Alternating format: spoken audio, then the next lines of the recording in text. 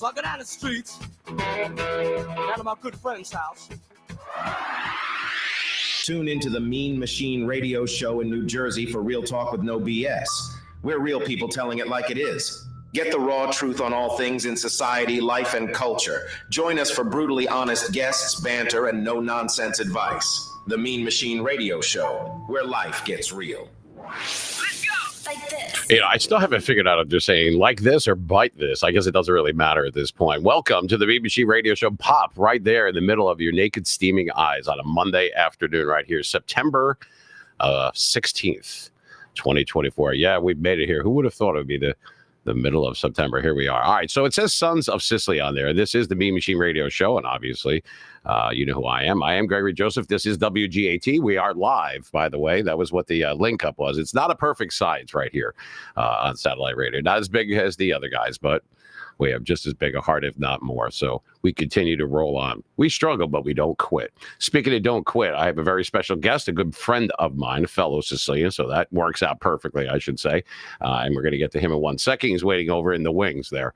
And it's been a busy week, obviously, in more ways than one. It's been crazy. And you're going to hear from my friend in a moment, but just so that you understand that we're going to pop up at different times, and we are live, like I said. So we're live streaming. We're on YouTube. We're on Twitch TV. We're on Kick. We are on, I believe, what else are we on, Benny?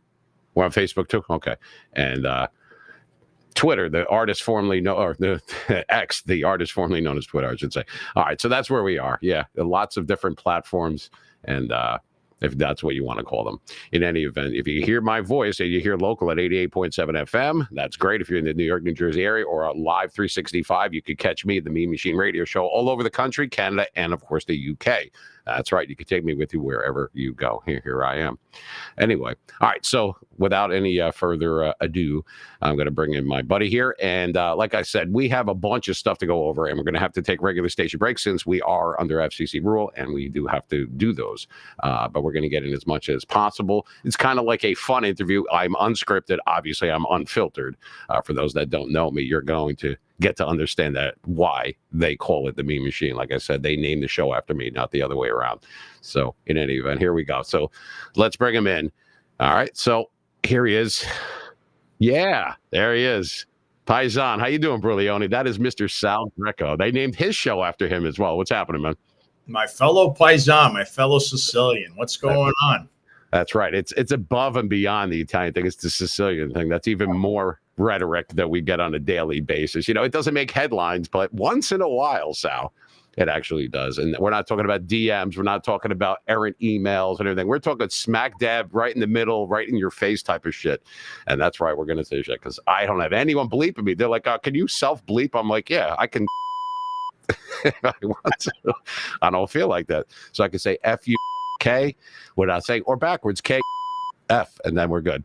Anyway, all right, so talk to me, Sal. Since we're not scripted, which basically means either A, we're lazy, B, we have other shit going on, or C, a combination of both. But since we're live, and I see you got all dialed up and everything, you have look at all the stuff behind you, man. Look at that. That makes you look really important. What do you got behind you over there anyway?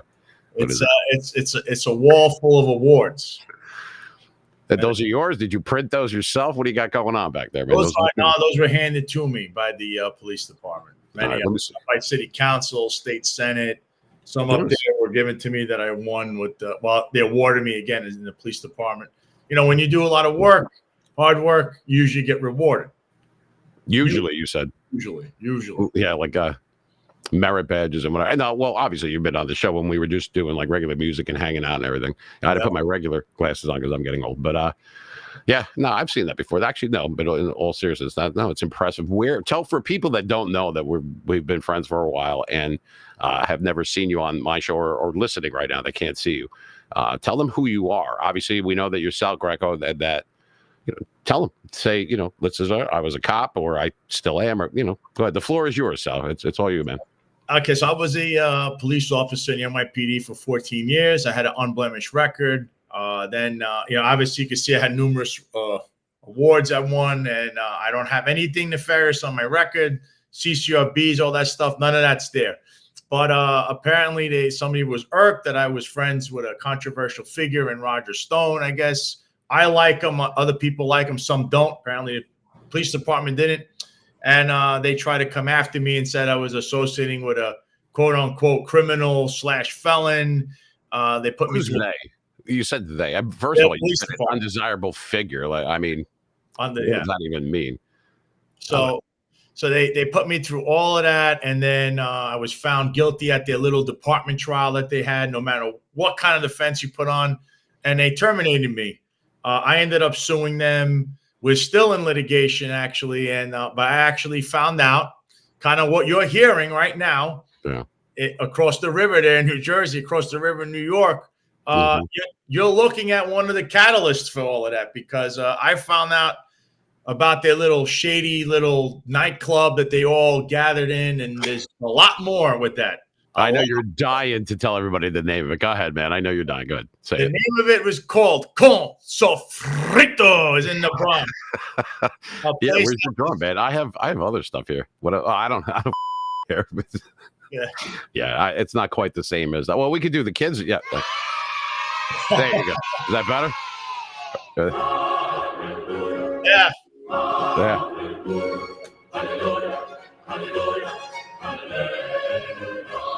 Should play that every time I see stupid stuff on X, and I just like, what the man? Jesus Christ! It gets stuff.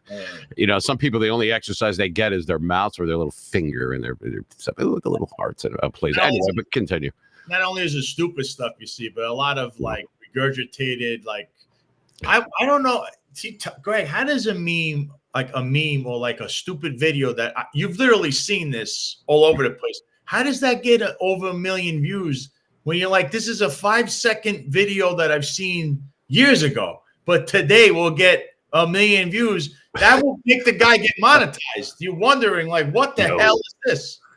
Yeah, it's a stupid meme. Some people can only talk through memes because they can't be direct. And I'm not a big, if you know me for 5 minutes, I'm like, just be direct. Whether the news be good or bad, just say what you have to say with the meme. And it's only this ambiguous stuff. I mean, just what the hell are you even saying? And it does. It gets a lot of views, which means to me that a lot of people have nothing but time on their hands, I guess. I don't know. Do you have specific memes or just in general? Just stupid shit. It's not even good. I see some of these memes I see on here. It's like, I'm like, what the hell is going on? It's like, this meme is, I've actually saw that years ago, but I see it getting millions of views and it gets all this traction before you know it.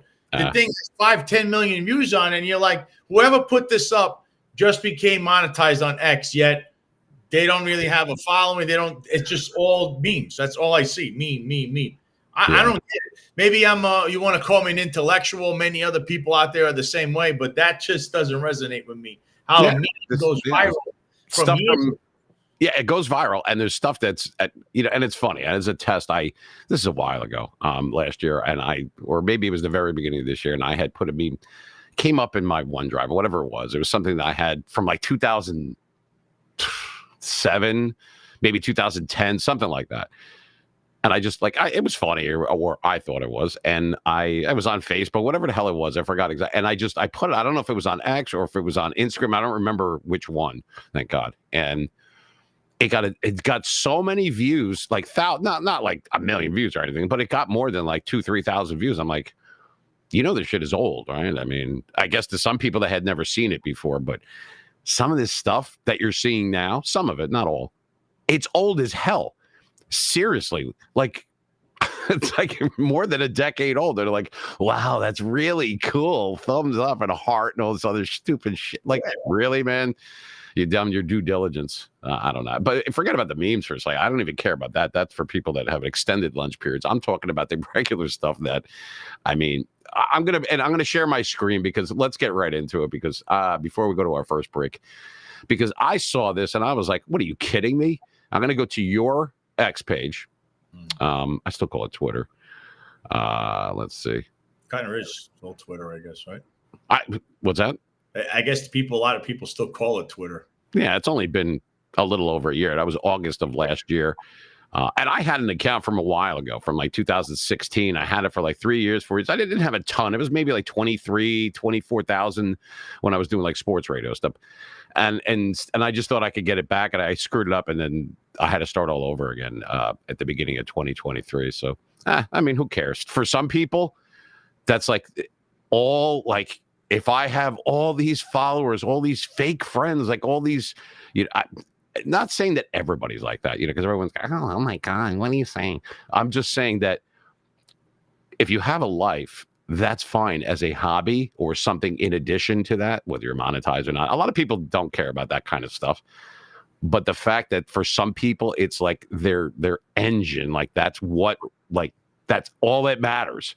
I've got to get these people that I'll never talk to, never see, never hear from, never get to, but I've got to have like, it becomes like an obsession, I would think. Yeah. And you can get wrapped into that. Like you get pulled into that. I'm not just picking on like extra. I'm talking about like anything, Facebook. I mean, but they cap you, I think at like 5,000. I don't know. Something. Yeah. I think it is. Or 5 million impressions or something. I don't know. I have 7,000 on the one page. I don't even know.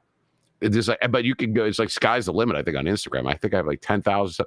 I don't even do my own stuff. Like I said, that shit gives me a headache. I don't even look. It's ridiculous. But in any event, I'm just saying that some of the stuff that people put on, they don't even fact check this stuff. Do they even know how to do their due diligence? Well, if this person said that, and I found it in Google because they're known for always being a mistake-free entity. Yeah, and then it must be true. I'm gonna post it, and like really.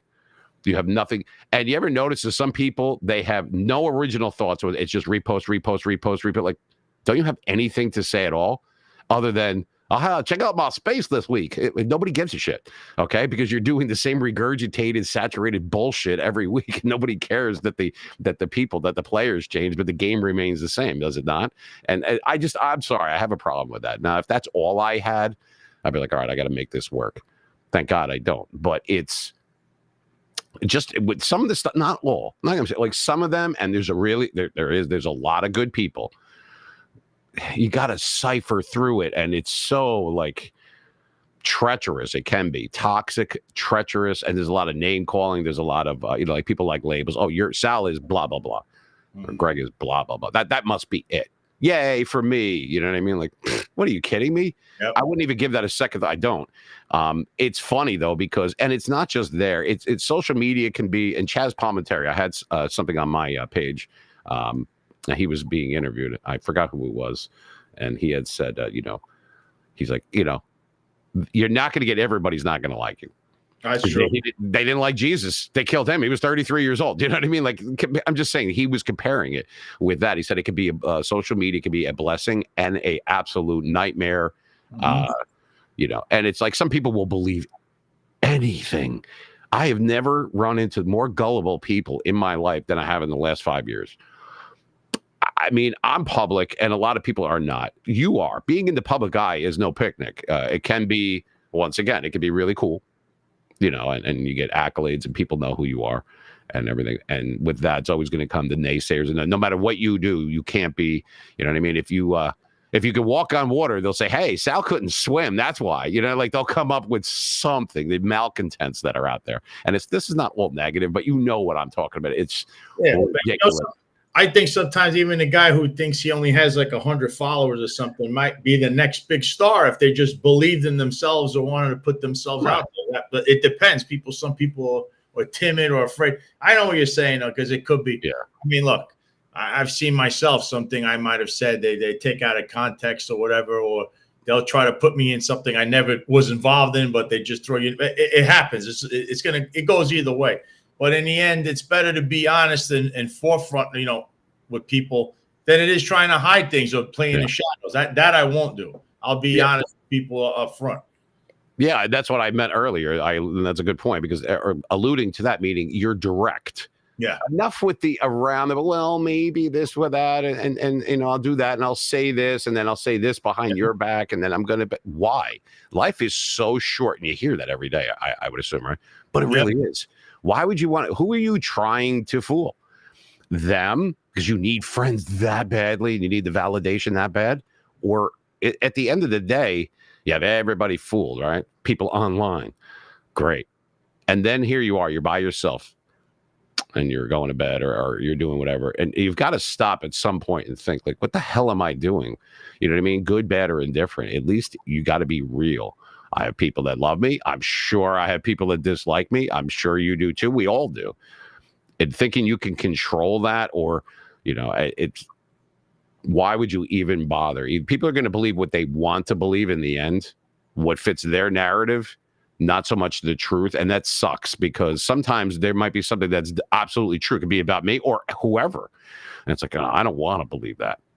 That sucks. That situation is awful or bad. Or maybe it wasn't that bad. Or maybe I'm twisting the fact.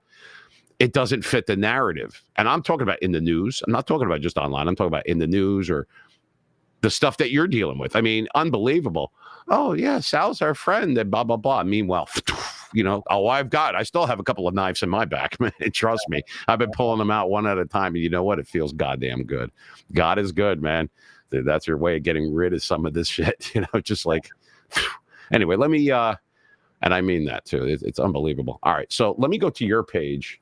And like I said, it's not all negative. That's not what I'm trying to say here. It's just, all right, what happened? I had your stuff up and now it's not there. Well, we will do it again then. But let's see. All right, there you are. All right, so we got that. And let's share my screen here.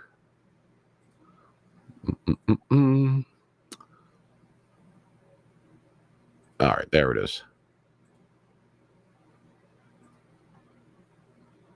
All right, so there you are, the real Sal Greco, because that's the real you, baby. All right, and there's my stuff, so let me put that there. All right, so let's go down your page a little bit, shall we? There's Robert Bobby. He's always got something to say. Now, I've talked to Bobby before, and yeah, he's not shy, that's for sure. We have the same, we have a mutual friend there. All right, so I don't want to let me go. We'll go back up to that. I know that you're all like this, like the juices are flaring. Yeah, no, you're a busy man. Did you stretch your hand this morning? Because I know you've been going like you are right now.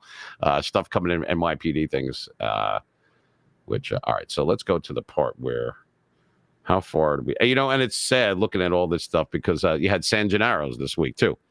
And San Gennaro's, you got I think they're having they have those contests too, like the little food contests and all that. Yeah. I think you missed is probably a thing higher up, right? I'm looking. I might have. Did I scroll past it? Let me go back. I think so. There he is, the man, the myth, the legend, Roger Stone. Right, there he is. The red, white, and blue smoke. Look at that. All right. So let's see. Get it higher. I don't need to go into all the comments because some people, I'd have to go into one of my other accounts to be able to see all the comments because I'm sure there's some that I can't see from this account, but that's okay. I don't need to. Yeah, I see it all. Where did it go? It was up there. Is this it? That's it right there. Okay, so let's bring that up. All right, so I'm going to read this since I have that narrating kind of voice. So I'll take the lead on this one. But this is on Sal Greco right here. So it's at, and this is from Robert Davi, the actor, but he's also obviously a well-known political. He sticks out a lot on certain things. By the way, if you don't follow Sal, he's at the Sal Greco on X here. All right, so there it has. This is 14-year NYPD veteran, host of the Sal Greco Show on YouTube. Oh, look at that. Mean Machine Radio right under there. Look at that. That's got to piss off a lot of people. I fucking love it. All right, anyway, so there we go. Yeah, I'm terrible. Anyway, reinstate. Here it is from at Robert John Davi. It says, reinstate one of New York's finest patriots at the Sal Greco. An Italian-American Sicilian was targeted by Eric Adams for New York City, which for those that are not from this area, that was I should say still is the current mayor of New York for how long? For like another week? Yeah, maybe. But listen, they actually called for his resignation today. Well, you've been calling for it for friggin' 6 months. Yeah. And, we would talk about this stuff on some of my shows where you would come on late when we were doing just strictly music, what we did on Saturdays. And I'm like, I don't know if we want to keep talking about this. And then it started to grow and grow and grow. I'm like, all right, Sal, let's talk about it. And then just think, Craig, at that time, we had over 200,000 people. I think 250,000 people were listening in on it, either listening and watching combined. combined. That back then that was before, and that was in June and July.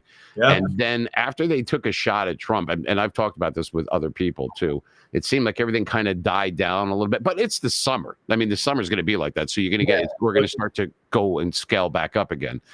That happens in the summer. But right before then, it seemed like it was very like an aura about that. They just took another shot. And I don't want to talk about all that. I'm sure there'll be like 5,000 spaces about that tonight. But anyway. Yeah. How many different? Come on, we get it. We understand. I'm in the same boat. I think it's almost oversaturated, but I'm pretty close to the almost. We'll say I'm pretty close to the hut, so to speak, and even I don't. I'm in and out. Like, okay, whatever. I got other things worried about. Yeah, I know. You would think other people do too, but no. Yeah. All right. So it says why. Eric, why? Is it because he is of Italian descent? 26 million Italians, I'm guessing he's saying Italian Americans, should send Eric Adams a message. If he was black and dismissed the streets of New York would be in turmoil. I'm saying if he was black, I think he meant to put would be dismissed. The streets of New York would be in turmoil. Or wait, they are. Greco should sue the city of New York. Where is the Italian Defamation League, the Sons of Italy? All of X should demand it. And there's Roger Stone and says, hey, at New York City mayor, you terminated officer Sal Greco for political purposes. Now you and your entire corrupt gang are going to prison. So that came right from Roger Stone. So like I said, and I have it up on there. I know it's kind of hard for people to see it. I know it's a little bit small up there, but they're right. I mean, Davi is right. The Italian Defamation League. I'm limited on what we could talk about live, as in us being alive, for obvious reasons. But back in the day, they wouldn't have put up with that. They would not have put up with that back in the day. You know it, and I know it. No, I hate to say it, but I kind of feel like this has an Opie and Anthony feel. Remember Opie and Anthony back in the midday, the afternoon drive? We had Opie and Anthony on the afternoons. Before then was Howard Stern. Then he was on K-Rock in the morning when Howard Stern wasn't a leftist, but at that time, and it was just like things were normal. And Opie and Anthony were on. They were great until they did that crazy stunt. They were going nuts. They did some crazy stunts. It's like 1985, 86 in that time zone, wasn't it? So Stern was in the mid 80s. So I was like a little kid then, but Stern was in the mid 80s. He was on the afternoon drive, and then for NBC, and then he went to K-Rock after that in 83. He switched. I just don't remember when he was in the morning, and then he was the guy in the morning, no matter what. Yeah, he was the morning guy, and then first he did afternoon drive on NBC, and that was from like from 82, and then he got fired like, I don't know, like a year and a half later, 2 years. I remember it, and he was on Letterman and everything. I was I remember that. And I remember, but then when he went to K-Rock, when he went to K-Rock, he was the morning guy, and then in the 90s came Opie and Anthony in the midday. I mean, there's other guys that have come along, but that was like the show that was, other than Howard Stern in New York, was neck and neck. The ratings were like, whoa, these guys were like one guy in the morning, one guy in the afternoon. But Opie and Anthony, I remember, because in the middle of the day, Greg, I go to the gym with my brother-in-law. I was going to work out there in Bath Avenue. I work out on 18th Avenue. And like everybody was tuned in his show. It was like, that was the show. It was in the afternoon. I'll never forget it. It's just they went crazy with that stunt at the church. They did some crazy stunt. I don't remember it clearly. I think I know what you're talking about, but I think I was still in high school, I think. I'm pretty, And Anthony Cumia is still around. He's very funny. He's also a paisan, and he's still around. He has his own network. But I remember that show was the precipice of radio, and then it just collapsed after they fired them. Yeah. Stern left, and that was the end. The FCC really started clamping down on stuff. This is what I remember, and I was studying this stuff when I was in college too. When I jumping from high school to college, so you're talking late '80s, very early '90s, and that was a time frame. Mm-hmm. But it was that show, and I believe it was the mid '90s, late '90s, and into the 2000s with Opie and Anthony. If you lived in New York City, New Jersey, like you were listening to them, as they were crazy. They did some crazy stuff. I left in the mid '90s. That's when I went down to where you are. I was in Florida. That's when I worked at WQAM down there. So I was doing the sports stuff for the Dolphins and all that kind of stuff. But I do remember. I mean, I would go back. You know what? I think they were syndicated too, Opie and Anthony, because they got to a point where they were really big. It's possible. I remember listening to Stern. He was on there, and whatever. I mean, it was hard between that and work and everything to be able to. And whatever happened, WNEW, I think they sold the company, right? I don't remember. I remember that. I think there was like a beginning at the end because they were the money makers, and then that disappeared when they. I remember the jingle. Remember the jingle? WNEW. Yeah, I remember. I remember listening to Dan Ingram on the old when music was on AM. People don't remember that. Now you're going backwards. I was really little. Yeah, it was. He was Wow, at ABC. Wow Wednesdays. Wow Wednesdays was it? You had the Wow sticker. Wow Wednesdays. He had him, and he had what was his name? Ron Lundy. And then Carol Miller from the old 95 PLJ. Mm-hmm. That was on Q1043 afterwards. Carol Miller. Yeah, but she's still she does on Q104 point. She does that. I was doing an ode to her. Well, here's a picture of her right here. 51 years, Rock and Roll Hall of Fame. There she is right there, Carol Miller. Yep. So she's still around, and she's still great. She's a rock DJ. And here's a picture of Dan Ingram. That's Dan Ingram for people that for the old WABC radio there. I do a lot of ode to that. I did that on Labor Day weekend and stuff like that. Some of these guys are good. And of course, I mean, since we're pulling here's your boy. Yeah. There he is. That's the old ABC. That's ABC days. You can tell that's the older one. I pulled a lot of this stuff to make room for other things from the other night. But here is that's the man right here. My favorite right there. Robert Smith, a.k.a. Wolfman Jack.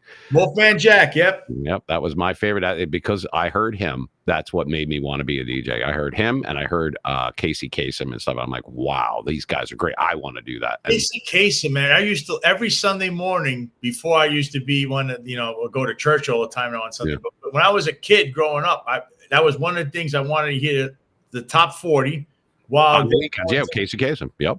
To go, and then I had to wait till that was over, and then go to the cafe with my dad to go watch soccer on Sundays or Formula One. But Casey Kasem, and it would still be on. So I would be listening to it before and after the 2 hours to hear what he was going to the last 5 or 10 songs. That was a religious thing to listen to Casey Kasem. Yeah, it wasn't a complete weekend. I've said that before, unless you actually Casey Kasem. And he was great. And he did a lot more than that. He was the voice of Shaggy in Scooby-Doo. I mean, he was in a lot of stuff. Yes, he was the voice of Shaggy. Mm-hmm. I had it up a couple of weeks ago. I don't think you were here, but I had it up on the screen. He did a lot of voices, a lot of stuff. He was great. I think he was Armenian or whatever. He was really great. I didn't even know he was Armenian. I didn't even think about what he is. I just the guy's voice in the radio. He was a legend. Right. No, I'm just saying I didn't even know that when I saw the thing because he's been gone for probably about 10 years, I think. And no, I didn't know either. Nobody cared back then. I'm just saying, but I just recently found out. I'm like, oh, no kidding. I thought he was, I didn't know what he was. It didn't matter. But like I said, but Wolfman Jack, yeah, he was the man. He was, when I saw him in American Graffiti as the DJ in that movie, American Graffiti. And then I listened to and then I would see like Midnight Special. He was on Saturday mornings, and he would do that. Hey, this Wolfman Jack. I'm like, wow! I was like blown away. If you remember on the radio, if you did sports at night, it would be syndicated. It was Scott Farrell. You had Farrell on the bench. Scott Farrell in the mid-90s was another show. He ended up going to Sirius with Howard Stern, but I don't know what. I think they split, but his show was very high rated for AM on midnight. He'd be Farrell on the bench, and he was a huge hockey guy. So he lived in LA, but he's a Ranger fan. It was like all kinds of people calling up and like, I hate you. But it was great because it was syndicated. I used to hear it on the radio on FAN. WFAN carried Scott Farrell's show at night, and it was great. And that was before the Fan, which is what for years was well, he's not there anymore. And why does his name escape me all of a sudden? Mike Francesa. That's it. Mike, I don't know why. All of a sudden I drew a blank there. Yeah. And for years he did. I mean, he would talk about whatever. He would talk about the Yankees, the Mets, the Rangers, I mean, the Giants, obviously a lot of stuff with the Giants and the Jets, but he had a hook. His Parcells was his boy. He had a hook with the Giants. Parcells? Oh, is that what it is? I didn't know. I just thought that he was just really I mean, now and that was when he had Mad Dog with him, right? Now they got Boomer Esiason, who it seems like his voice is always going. You ever notice he's always like, yeah. And then you see him on the NFL Today, and he's like, It must be from the screaming all those years. He's as a quarterback changing plays and screaming at the linemen. I got to tell you though, he was the best person when he played for the Bengals. Not so much for the Jets, but when he played for the Bengals, I have never seen anyone better at basically at the not the sneak, but basically the play action pass. He used to confuse the cameraman too. Remember, we didn't know where the hell the ball was. I've never seen anyone. He was amazing. I'll give Boo, and he was a lefty.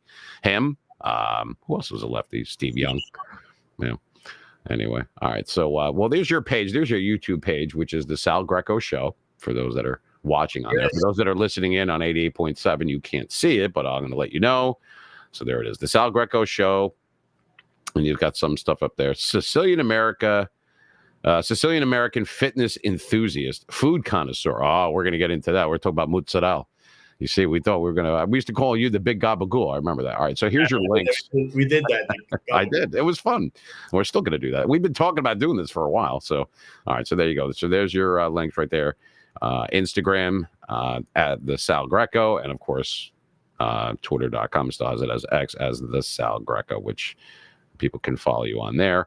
And you have your show. Now, when do you do your, before we go to our first break, when do you, when's your show active, the Sal Greco Show? Like, I know you're putting this stuff on YouTube and Rumble and or all these different places, but where, when are you live? Are you live at all or do you pre-record?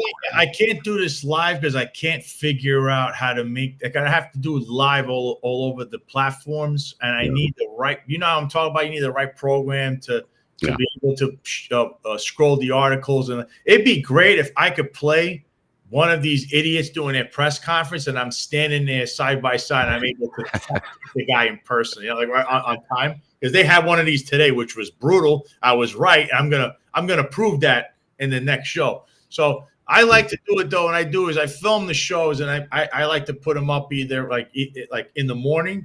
Like the earliest would be 6 a.m. The latest is like 10 a.m. Every day? I'd say at least twice a week, sometimes 3 times. Like last week was 3 times. It was Tuesday, Thursday, Friday. Usually it would be Tuesdays and Thursdays, or ideally it would be Monday, Wednesday, Friday. But it really depends on the news cycles or whatever is going on. Because now I also go now. Highlights back. I know we talked about highlight before. Oh, yeah, we're gonna talk about highlight. I know every time I think of Miami Vice, and I think we know why. But go ahead, continue. You know what? I'm gonna make you laugh. There were 2 guys from Miami Vice days there. They were there. They were like they had a VIP badge from Miami Vice because you could see it was the television thing. So I don't know what their names were, but I saw them getting pictured. And next time I see them there again, I'm going to ask exactly who they were on the show and what were their role. They were even dressed like Miami Vice. It was hysterical.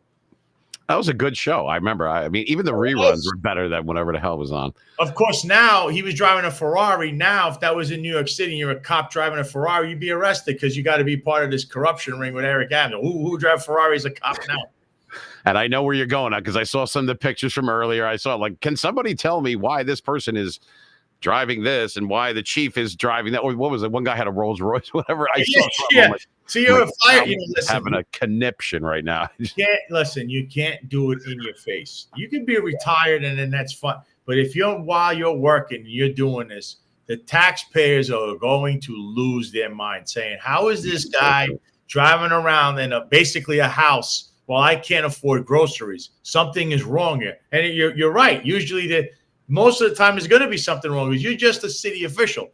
You're either working for the administration. Or what is your pay going to be? Maybe $100,000, maybe $200,000, but your car is worth $400,000.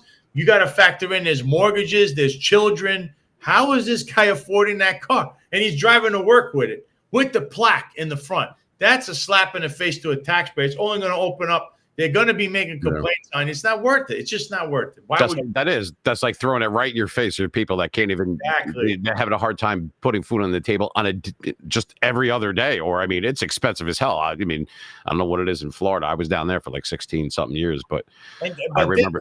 Your tax dollars are paying for him, or whoever this person is, yet he can afford things that you're saying to yourself, you know, I either make as much or in the same, but he's a public servant and I'm a civilian. How come he can afford that car? I can't buy pastries. I can't buy bread. I can't buy milk. I can't buy any of this stuff. This guy's got a Ferrari or a Rolls Royce. How is that? Tell me how this works. That's what they're saying. You can't do it. It's an imperative impropriety. That never works, never goes over well. Yeah, that is kind of bullshit. I mean, it really is because, like I said, they're flaunting it. It's not like, we're driving around in the Hamptons or whatever. I mean, like I said, I'm on the Jersey side, but I mean, obviously it's right there. And yeah, we hear about this stuff. I mean, we had the stuff going on for years over here. We're not going to get into it in this show, but well, yeah. I guess what, Greg, if you see a police official in Montclair driving around in a Ferrari, that might drive somebody crazy in the neighborhood. You picked where I was born too. How about that? Montclair, anyway, yeah, that's Yogi Berra land, man. Nice area. All right. So we're going to take a break real quick, and we will be back with Sal. As you can tell, we are Sicilian, so we're very shy and we're very reserved with what we have to say. No, you can tell, and they're like the juices are flowing. He's dying to talk about, and we'll get more about his show right here, the Sal Greco Show. You know what I mean? And for people that are retweeting and repurposing your stuff out there, and I'm sure that you're seeing that. That's always nice. So people come out of the woodwork to do that for you. So that's always a good thing. All right. So we'll go over about that. We're going to take a break, and we'll have to be off the air for at least 2 songs worth. So I'm going to bring you back right after that for those that are coming in on WGAT and 88.7 FM. This is the Mean Machine Radio Show. You're watching and listening to it, and we are live right here on Monday, September 16th with the Sal Greco. That's him right there. And we're going to bring him back right after this. So, Sal, hang in there. We'll play a little music. We'll play a sweep, and we'll be off the air for a few minutes, and then we'll be back. Don't go anywhere. Get ready for the ride of a lifetime with your favorite DJ. You are listening to the Mean Machine Radio Show on New Jersey, 88.6 FM WGAT. You're listening to the best radio in town. Stay tuned. You're listening to the Mean Machine Radio Show, hosted by Gregory Joseph on New Jersey, 88.6 WGAT. Rock on, baby.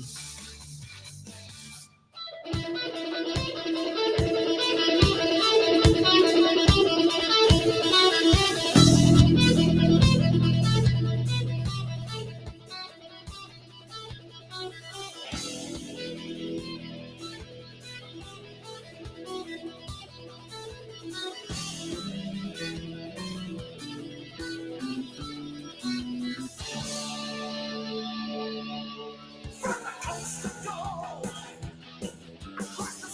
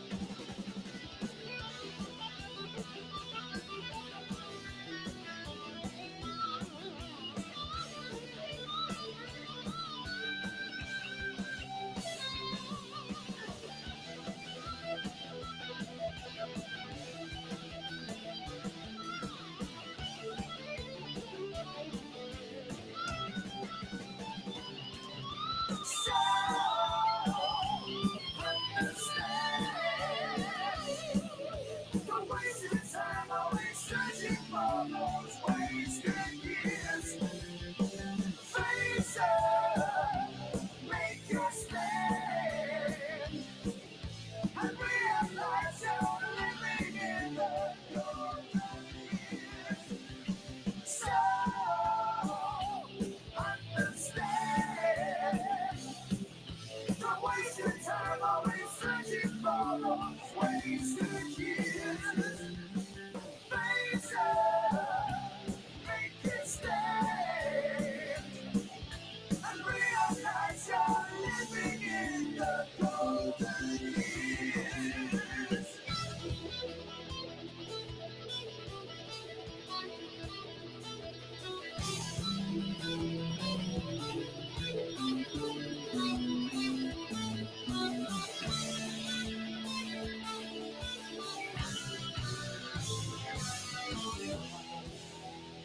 Listening to the Mean Machine Radio Show, hosted by Gregory Joseph on New Jersey, 88.6 WGAT Rock On, baby.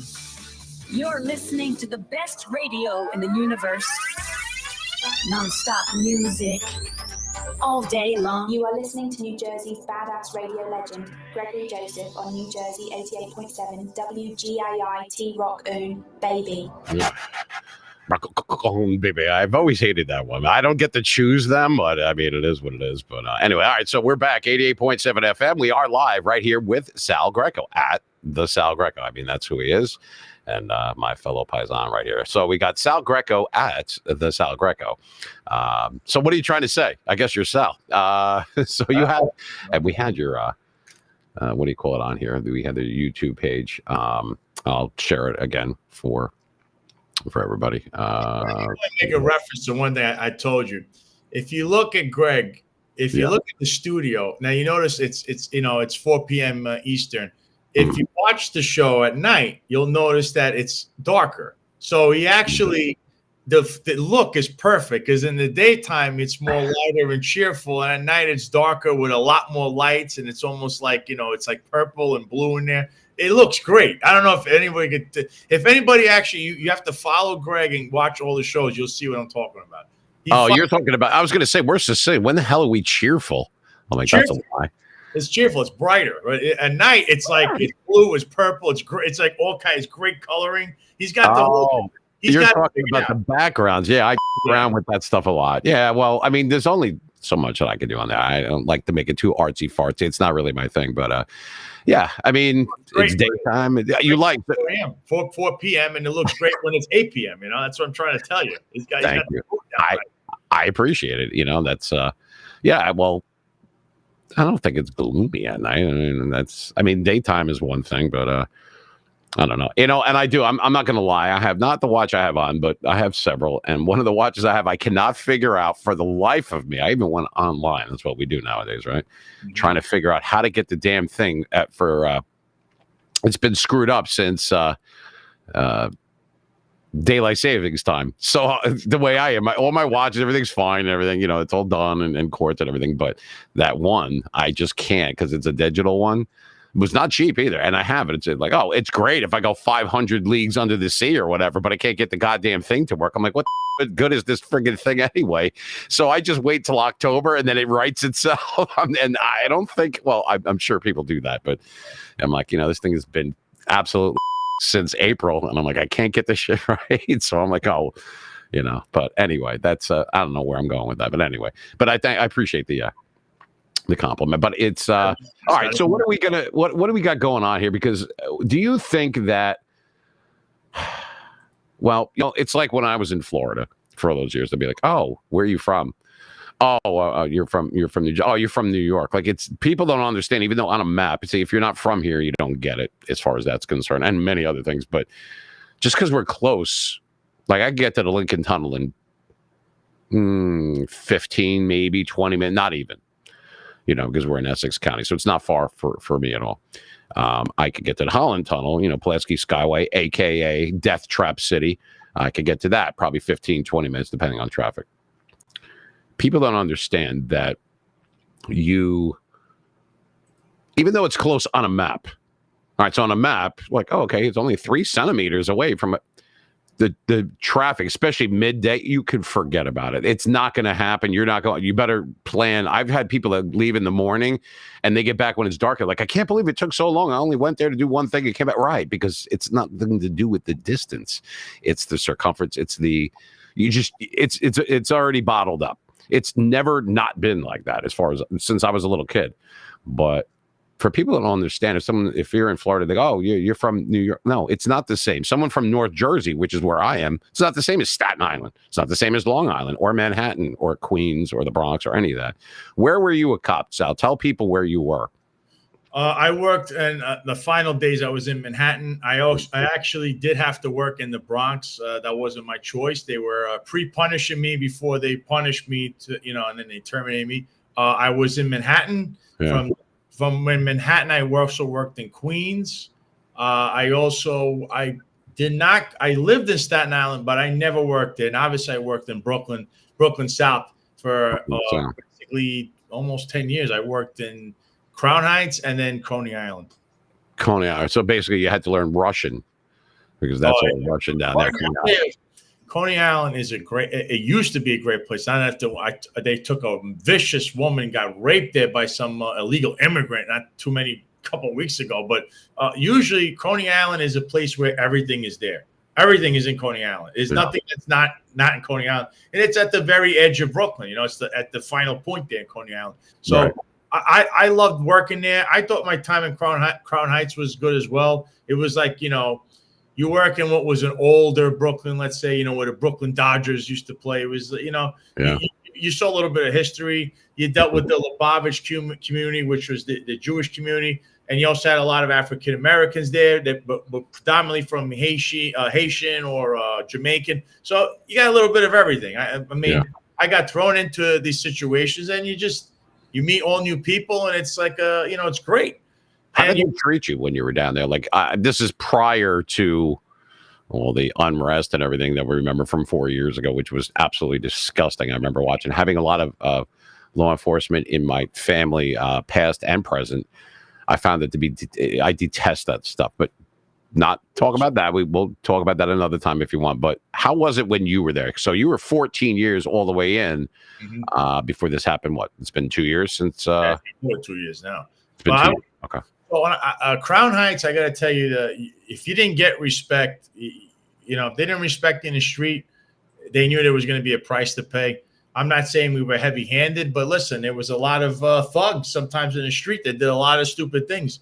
And in Coney Island, it was the same thing. And people, most of the time, I got to be honest, when I was involved, they respected me. I had hardcore criminals that would be, I didn't want no problem with you, man. You look like, if you're honest with them, most of the time they're gonna comply with you, or they're gonna understand that you came from the street as well. And I grew up in Bensonhurst, so they kind of picked that up.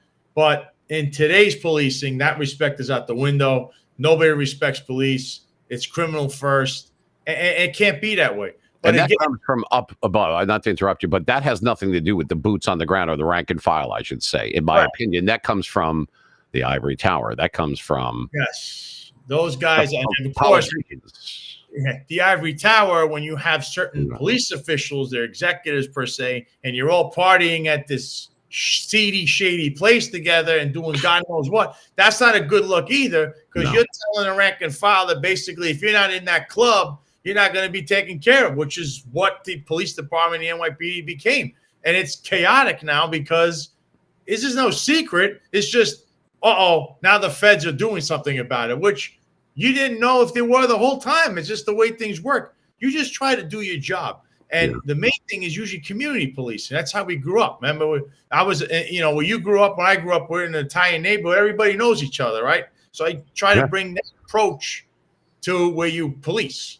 And it works. It actually works if you're friends with everybody or try to be buddies. And I'm not saying you're not on the take. You're not getting free sandwiches. All you're doing is you're making sure that your fellow, at this point, we're not going to say your neighbor because you don't live there, but your fellow community, because you represent the community as the cop, that there's nothing going on, that they can feel safe where they work and where they have to, try to make a living, because you're always going to have that criminal element. That's all I was trying to do. But these guys took it a whole nother level, extorting people and all this crazy stuff. That stuff, that's a line you're never crossing. These cops, these executives, they basically became gangsters. That's what they are. They're the 80s gangsters that they called all the Italians. And now they just took over the operation and made it 10 times worse because they wear a badge. And that's absolutely unacceptable. That's the worst kind. At least the criminals actually said, hey, look, you're the good guys. We're the bad guys. Yeah. Whatever. Now it's all like that. Yeah, it's all convoluted where you don't know who's doing what or that's and with a badge and a gun and everything. I mean, that's as dangerous as it gets. You know, you already knew who. I guess the possibility of saying that that's the bad guy or that's the enemy. You know, and you've probably been looked at both ways, which shouldn't be. You took an oath, you know, and we talked about this on the special that we did on 9/11, where I mentioned I still am getting messages about that where I mentioned courage. You know, every day that you leave the house, you know, you're a mark. There's a bullseye on you, so to speak, especially nowadays. You know, so you were putting complete strangers. It didn't matter white, black, Chinese, Italian, Jewish, African American. It didn't matter. You were Mr. New York. You are. This is what you said. You know, you took an oath to protect and to serve everybody in your community and beyond. I mean, it had nothing to do with what they look like or where they're from. If they were citizens, I mean, that was it. And that's all it should be. That's, you know, you put your hand, you know, to God and you're putting your hand basically on a Bible, the way I see it. You start doing things like you're on the take and stuff, man. That's just, you're going down the road. Like, you know, that's stuff that I detested. Yeah. And I never heard, like, I didn't know anyone on the job that was doing that. You see some guys who do stupid things where they're, you know, they're reckless or, you know, they might be doing things that are borderline unconstitutional because they're chasing arrest or but they, you know, if that happened, they would get in trouble. If they were doing anything that's a little shady, they would get in trouble. But to hear a guy on the take, extortion, or that kind of stuff, I never heard of that while I was working, or anybody I knew directly that was a part of that stuff. This is all new to me. But when I look at it and I was thinking about my own situation, and then I started hearing the rumblings of what was going on, I just started putting two and two together. That's why I'd say I'm the, you know, everyone's calling me like the catalyst of what happened. But really, it was out in the open. It really could have been anybody to take this to task and be like, listen, I see this or I know this. But nobody was willing to do it. People are afraid, especially on the job. Now you're seeing a lot more people talking because now the coast is clear. But before, there has to be someone that breaks that mold. And for, you know, every day, as you know, I was just knocking on the door. We're not going to do because there's no other way around it. You know, in politics, almost we have to say, you have to repeat yourself over and over again because the attention span of a human being is very, very minuscule these days. So the only way to remember is repeat the same things over and over again. But I'm not repeating a lie. I'm actually repeating the truth.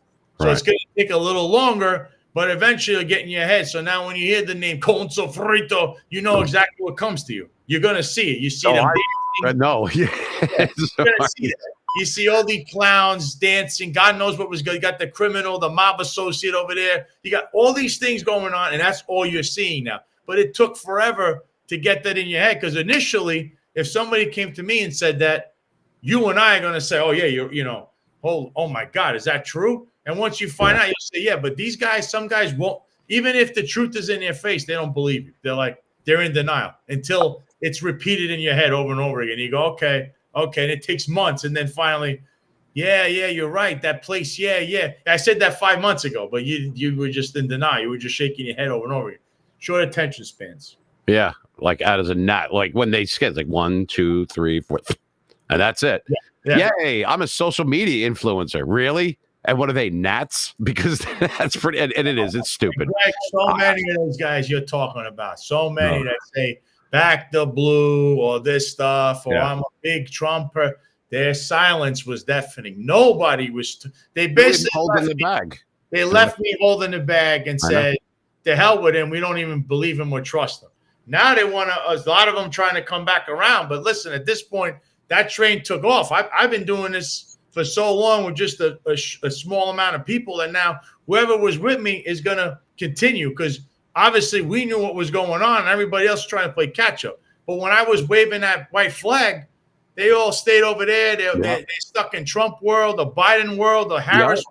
Both sides. No, we spoke about this. No, we spoke about this, and being that we have the gift, not the curse, but the gift of being Sicilian, we don't forget.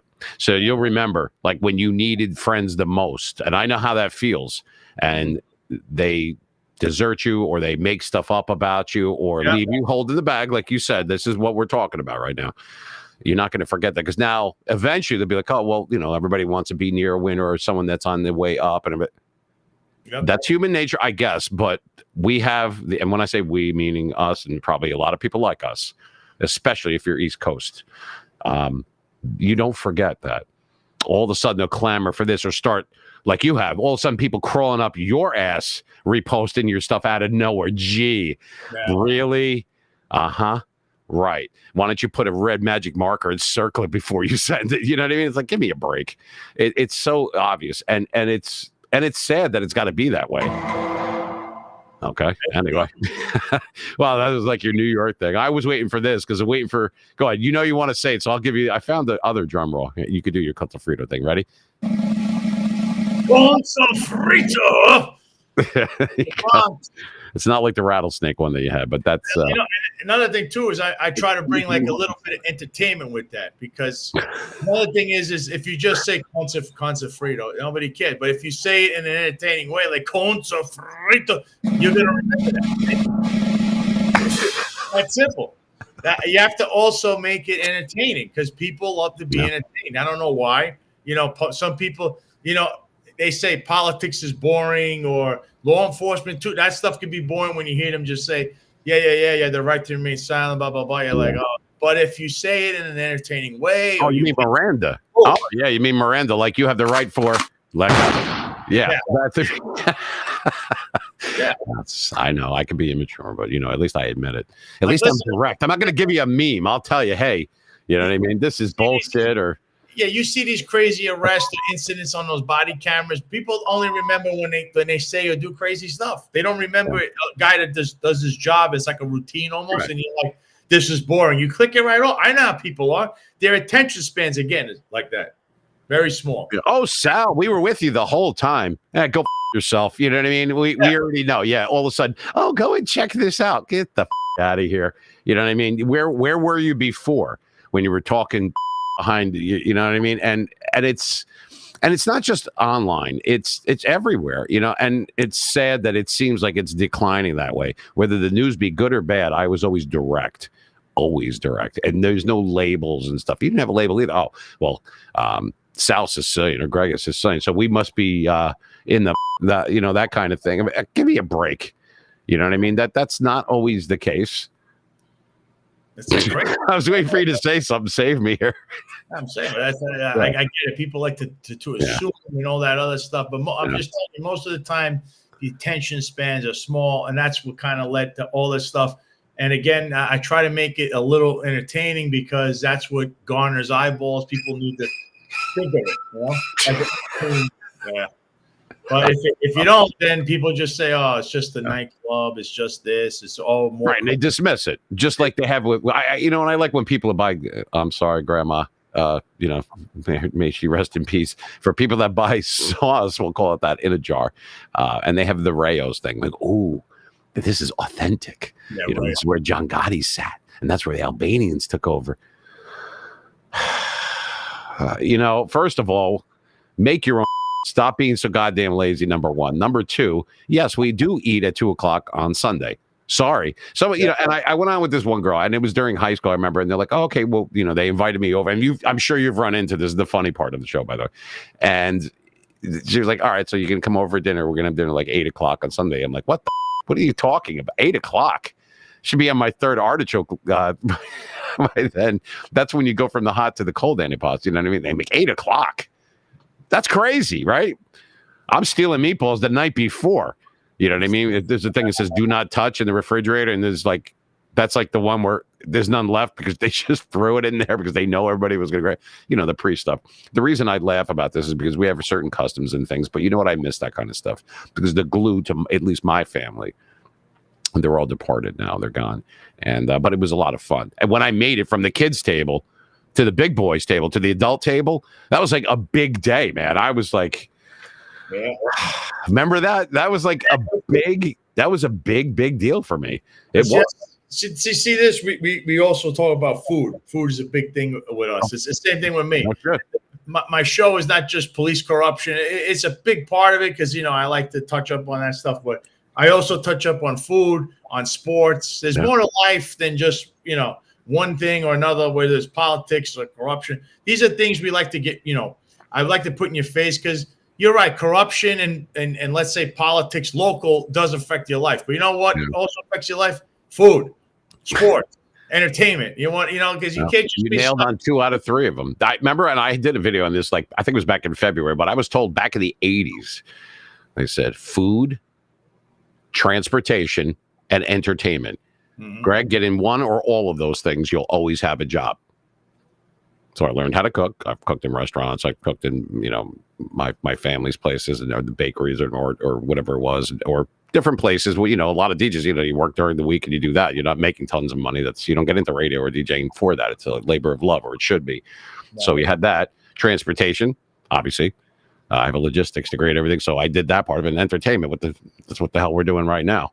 And then I thought, the force is strong with this one. I said, okay. I needed to have a lead in just to play that. The force is strong with this one. And by the way, he just passed away last week too, James.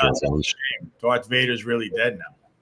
Yeah, but the force is the force is strong with this one. That kind of thing. But it's he's great. You want to talk about voice acting? That guy was. Darth Vader was 7 feet tall, and James Earl Jones was about 5'11". But hey, No, it was David Prowse. That was who played that. Yeah.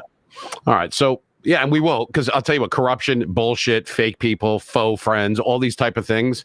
Yeah, they make me hungry as well. So we'll talk a little bit about food. We'll talk a little bit more about that. We're going to have to take another break right here on 88.7 FM. We are live with Sal Greco, and you can get him at the Sal Greco. That's him on X right here. And of course and it's the same handle on Instagram, is it not?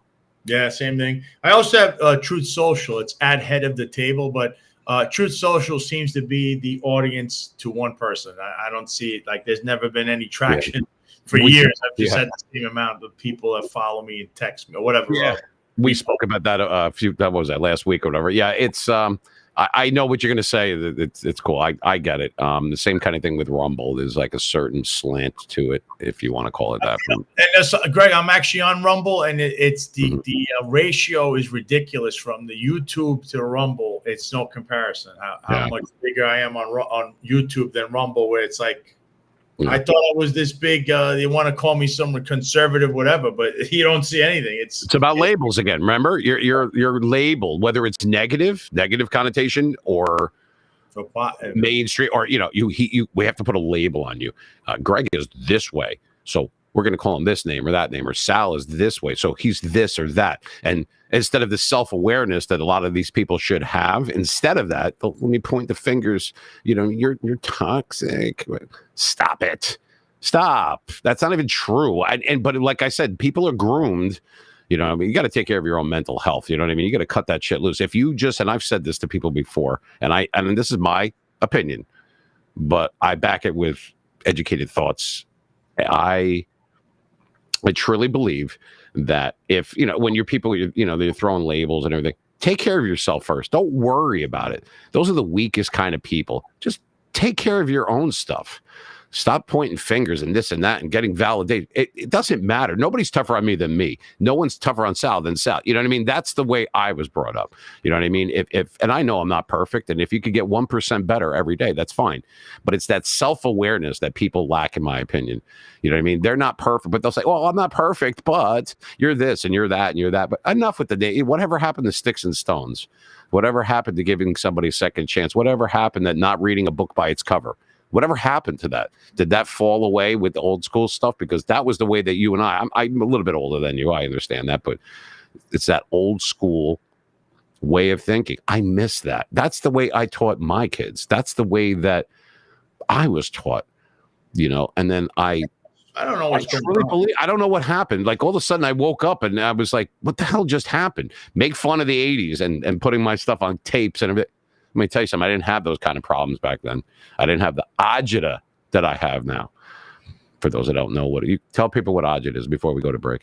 Go ahead, Sal. What agita is almost like it's when you regurgitate stuff. You don't want to really regurgitate stuff because you go off from Google. You know what I mean? Just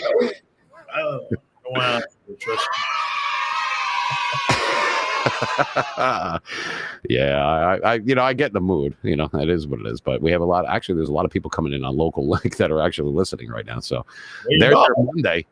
Why not? Now, remember, real quick, a lot of places, Italian places, specialty stores, bakeries, some pizzerias, not always so much anymore. Not in this area anyway, but they will be closed on Mondays. Why? People say, why would you be closed on a Monday? Because they were open on Sundays, and that was a huge day. Yeah. And that was why they needed to be closed on Mondays, just because some people never understood. They're like, why are you closed on Monday? Greg, is actually a new phenomenon because I remember I was in this business. So years ago, you have a lot of people that would be open Sunday, closed Monday, and possibly Tuesday. But Mondays for sure. But now I'm seeing that some places close not only just Monday or Tuesday, but Wednesday, and then they open in the afternoon Thursday, and all they do is opening Thursday, Friday, Saturday, Sunday. I've seen that. Just operating expenses, you think, or is that why would they do that?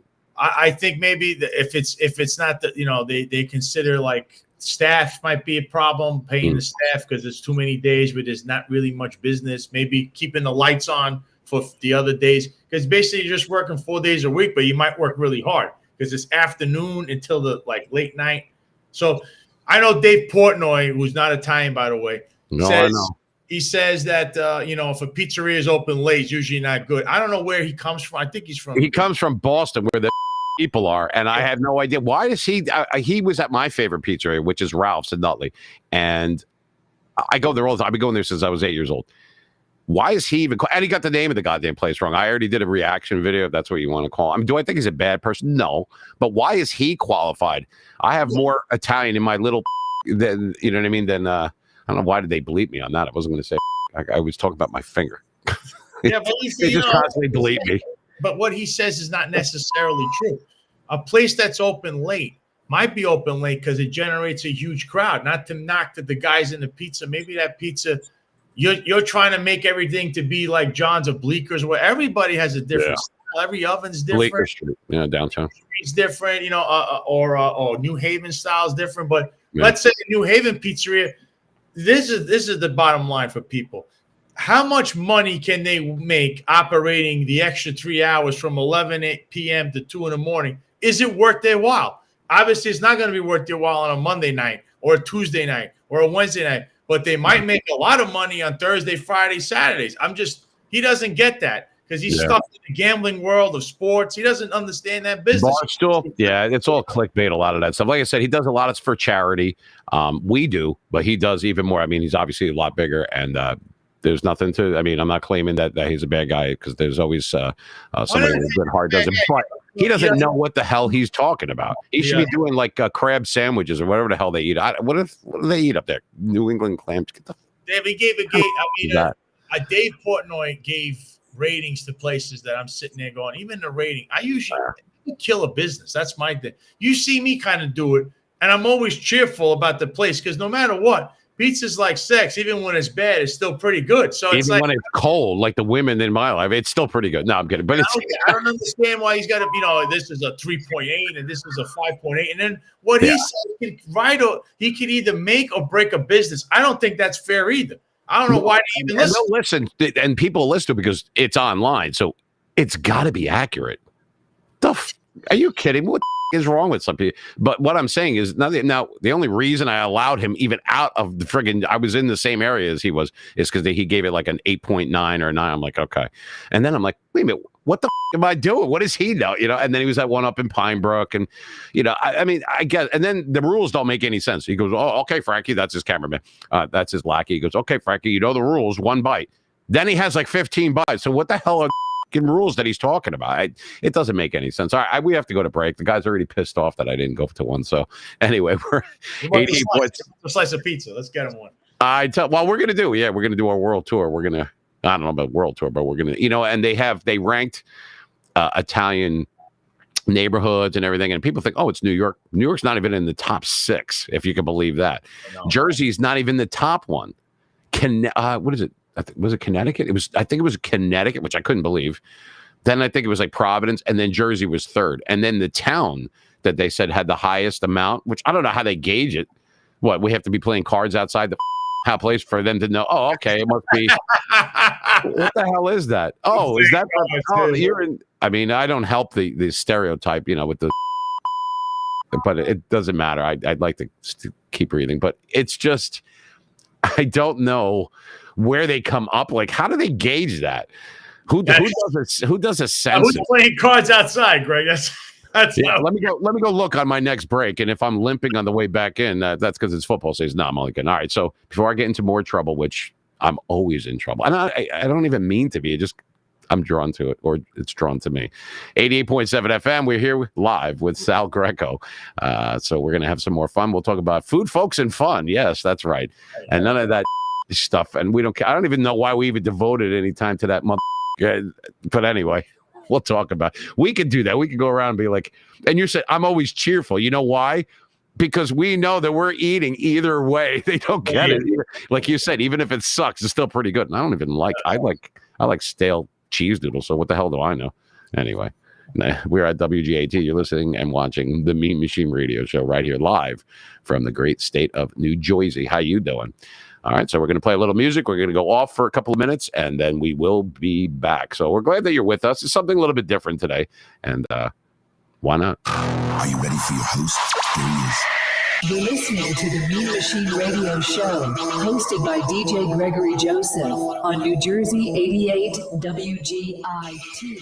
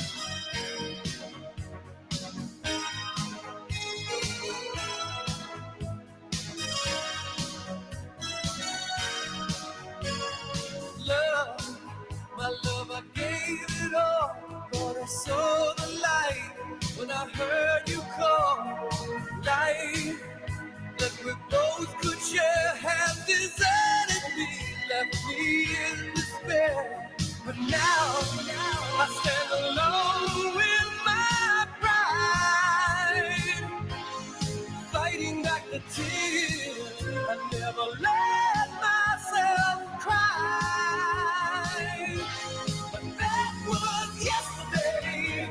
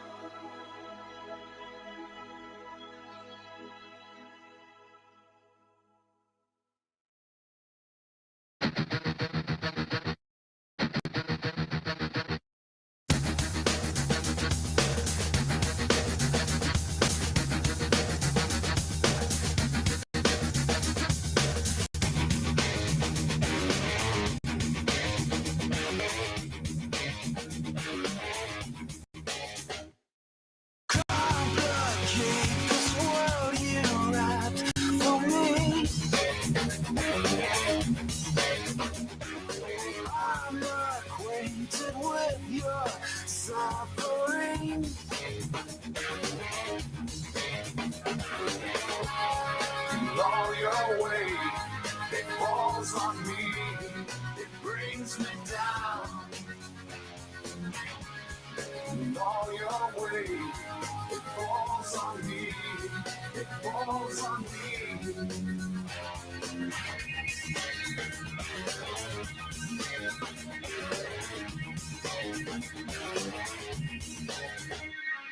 Hold me up to all whom you deceive.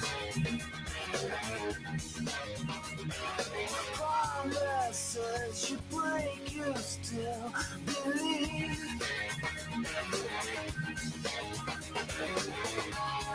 And all your weight, it falls on me, it brings me down. And all your weight, it brings me down, it brings me down. And all your weight, it falls on me, it brings me down. And all your weight, it falls on me, it falls on me.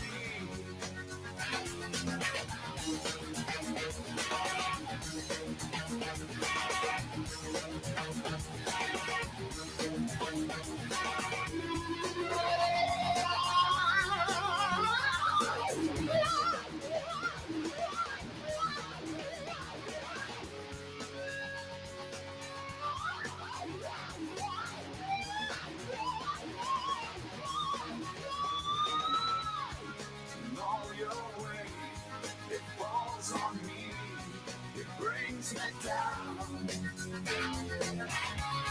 And all your weight, it falls on me, it falls on me.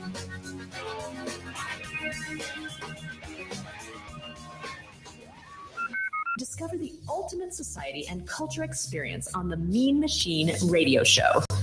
Tune in to 88.6 WGIT every weekend for stimulating discussions, unscripted interviews, sarcastic humor, and thought-provoking insights, hosted by the charismatic, sarcastic, and enigmatic Gregory Joseph, aka The Mean Machine. Join us for no-nonsense realism, a truly different on-air radio experience for all ages. Don't miss it. Oh man, I can't get enough of your voice. Keep on talking. I don't know if it said, did she just say for all ages? My God, are we going to get in trouble as we are, we already are. So that's okay. We're right here, 88.7 FM. We are live with Sal Greco, my good friend and Sicilian counterpart. We're doing it right here, 88.7 FM. WGAT, well, we are a smaller station, but we do exist, and it is a heartbeat of North Jersey. So they can have New York. We're taking North Jersey, and we do it one day at a time. And you know what? They say it's always darkest before the dawn. And I agree. You know what I mean? Sometimes you just got to keep going. You know what I mean? It's okay to fall down. You got to get back up. Sal will tell you that. Well, and I'll bring in Sal again here. All right. So, while we were there he is. So while we were on break for a few minutes there, I can't, for whatever reason, it won't let me pull it up because people are in the chat there, but we had some questions if you wanted to field them real quick. I will read it right off the sure. I can see them on here. I don't know why, but yeah, well, because there's people in the chat, so they didn't do it through the chat. They did it through the software, and I didn't think they would do that. So that's okay. I can read it though. I have my spectacles on. All right. So it says, hey, Greg and Sal, nice name, Sons of Sicily. Well, there you go. See? And I did that at 2:58 and 80. Yeah, last second, he called that Sons of Sicily. I know. Well, we had some stuff going on. I had to take the garbage out. But anyway, so So anyway, so she says right here, by the way, her name is Pamela. So Pamela says hi. Okay, she says hi, Greg and Sal. And yes, I just, so you'll get an extra subscriber on there, it looks like. Now we're running it on the bottom crawl right there. It says Sal Greco, at the Sal Greco. So you have a presence on YouTube and everything like that. So she says that she wanted to know when would we be on again because she has to go back to work. Some people actually work during the day. So can you believe that? I can't believe that. But anyway, some people do, and some people just bitch and moan. Well, that's their job, is to bitch and moan and make posts and shit like that during the week. During the day. I know I'm bad, but anyway, so she just said, when can we? Well, I don't know.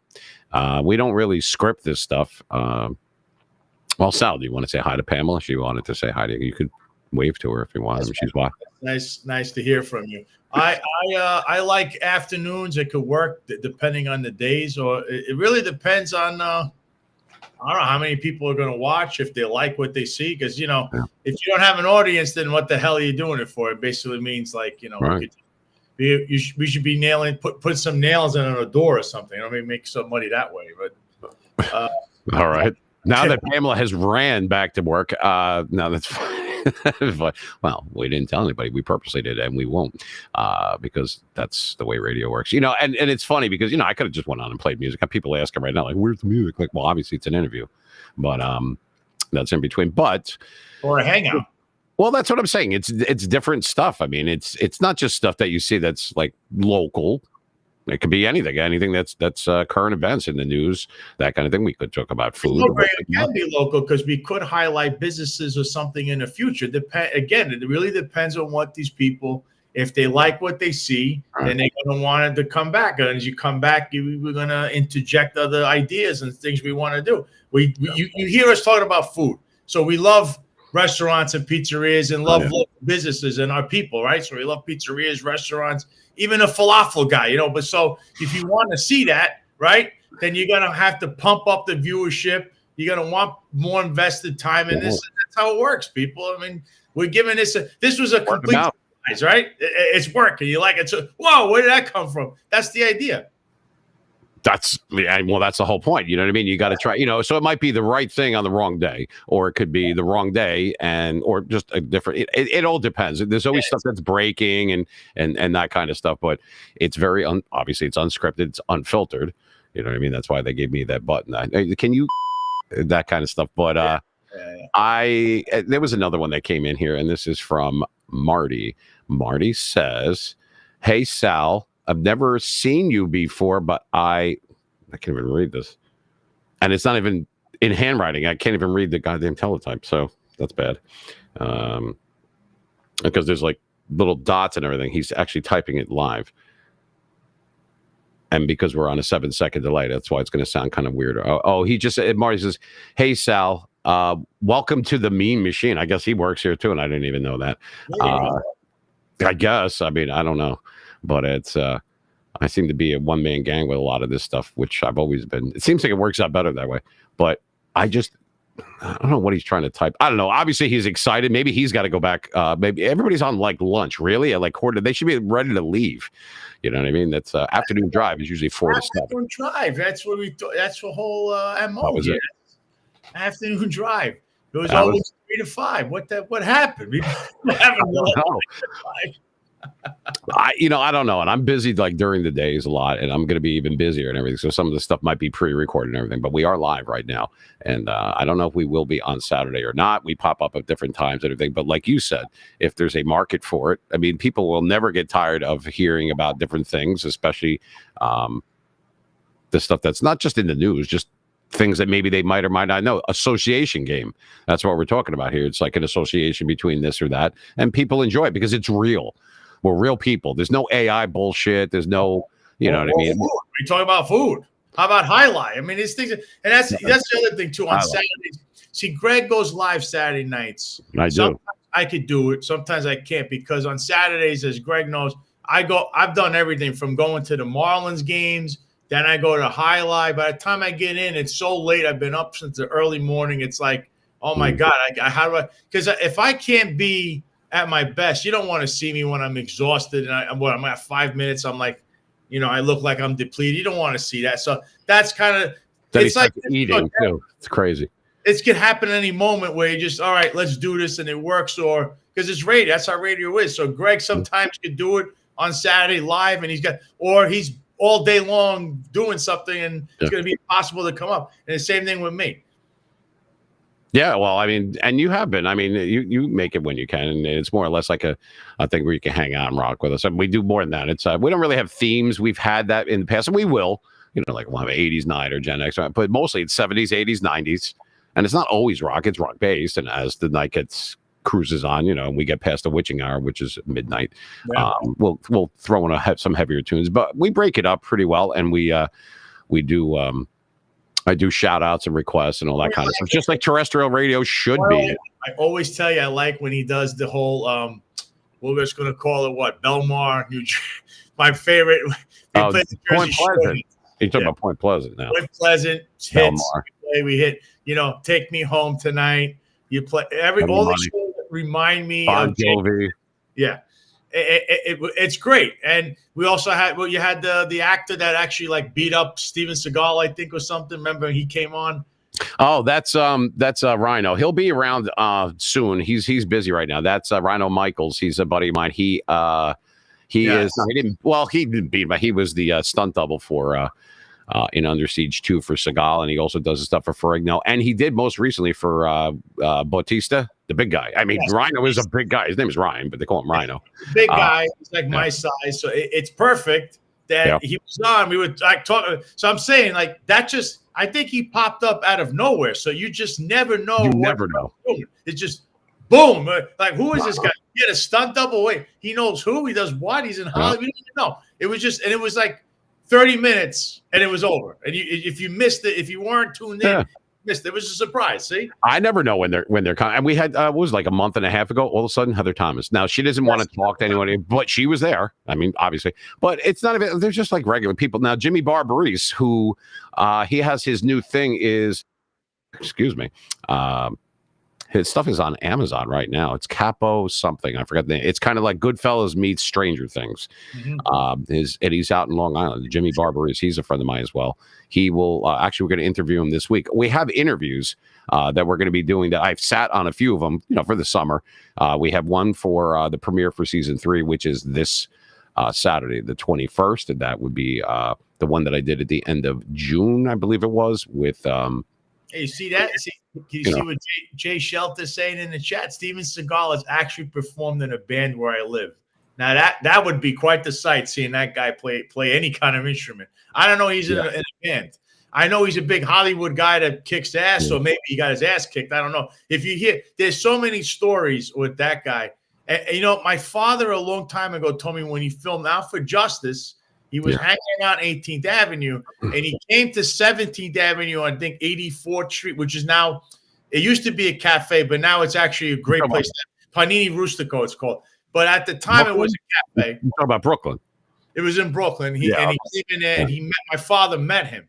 And he came with the guy that actually was involved with the mob. Or his name is Felipe Nastro, who lives in Staten Island. He's the guy that financed all the movies for Steven Seagal up until a certain point, and then his career went bye-bye after that. So he was there with him, and my father, he knew Filippo, so he said hello to Steven Seagal. So he was in the neighborhood for a little bit of time, but he didn't fool anybody because he acted like he was Italian, and we're like, but you're not Italian. But whatever. No, he didn't even have the accent correctly. And Brooklyn one is kind of the easier one to do. It's kind of like a split between, I would say, Mid-Jersey and Staten Island. I don't know. It's kind of like rustic. Look, and I knew because obviously a friend of mine is Gianni Russo, who was in that movie with Seagal, and they didn't get along. He's just because Seagal's like a fugazi. He's like, don't be what you're not. I don't even know if he's really a black belt, and everything about him is he is, but he's not. There's a lot of stories that surround him. It's like everything about him is like what's real and what's fake. It's like I know. He teaches a guy listen, I can tell you, if he gets in the ring, if he ever fights one of these MMA guys, he's done. They're going to flip him over and break him in half. I don't care what kind of Aikido he knows. It's a whole different world, but he Did you say IKEA? It's Aikido. You said IKEA? Was he going to build himself? But he makes it sound like he's like the king. I used to really like him. But Yeah. then I hear him and he goes, he sounds insane. Like he was the sheriff. Remember the deputy sheriff thing? In He's like, Louisiana or whatever. Yeah. oh, that was another thing when nothing. I'm like, I'm on the job. I'd like to know how this is. I think this is all rigged. I don't even know if it is, but he's like, he makes it sound like he's going to do this and he's going to do that. And it's like, that's not how the real world works. Is everything about him, about Hollywood? It's like a production. That's what makes me think 2 times over about the guy. As far as the movies, I loved Above the Law. I loved Hard to Kill, Out for Justice. Those were great. Out for Justice was one of my favorites because it was in Brooklyn. That was my neighborhood. But, you know, he just sounds like a guy who's not real. I hate that people that are fake. He was trying too hard to sound like just be yourself. You know what I mean? And Aikido, there's no way you're gonna kick the reigning champion of MMA, UFC. That guy will kill you. He knows everything. You're just one trick pony, Aikido. That guy's a mixed martial artist. He knows karate. He knows jujitsu. He'll break you in half. He knows how you. Well, Aikido, which I actually took Aikido, and I only made it to brown belt. You know why? I didn't want to go to black belt because then I had to go up one. I'm like, fuck, I'm not fighting these guys. But it was fight all these different guys. Well, that particular discipline is more or less based on not attacking. It's more or less on using your force against you. That's why there's a lot of moves that are you got to wait for someone to do that. Now I took other things. It's like a defensive. He does have the aptitude. He was a black belt. I mean, I don't know, but like I said, there's a lot of stuff that's around. No, he was, and he did. He wasn't. He did learn out in the. I'm not 100% sure. Japan. But I don't know. How many sexual harassment lawsuits does he have against him? Because I've heard there's quite a few. I don't know if these are now. I'm not going to say the women are tell you the truth, but it's another thing that's following him around, and it's following him around so much he moved to Russia. Just Did saying. he really? Yeah, he doesn't live in America. He loves Vladimir Putin apparently, which is fine. Whatever your deal is, it is. But I'm just saying the guy's whole career has taken one crazy wild twist and turn. He was great and everything. I don't know what happened to him. He was. He's a star from the 80s that went bye-bye. And then he married Kelly LeBrock, who was one of the hottest women in Hollywood. I mean, I was a little kid saying, "Oh my God!" I mean, I wish I was like 5 years old, and then he married her, and then he like abused her. That was a whole other story. I don't know. I don't know. Like I said, what was real. Listen to her. She makes all these allegations, and he was sued. And it's like, why can't this guy just be on the like?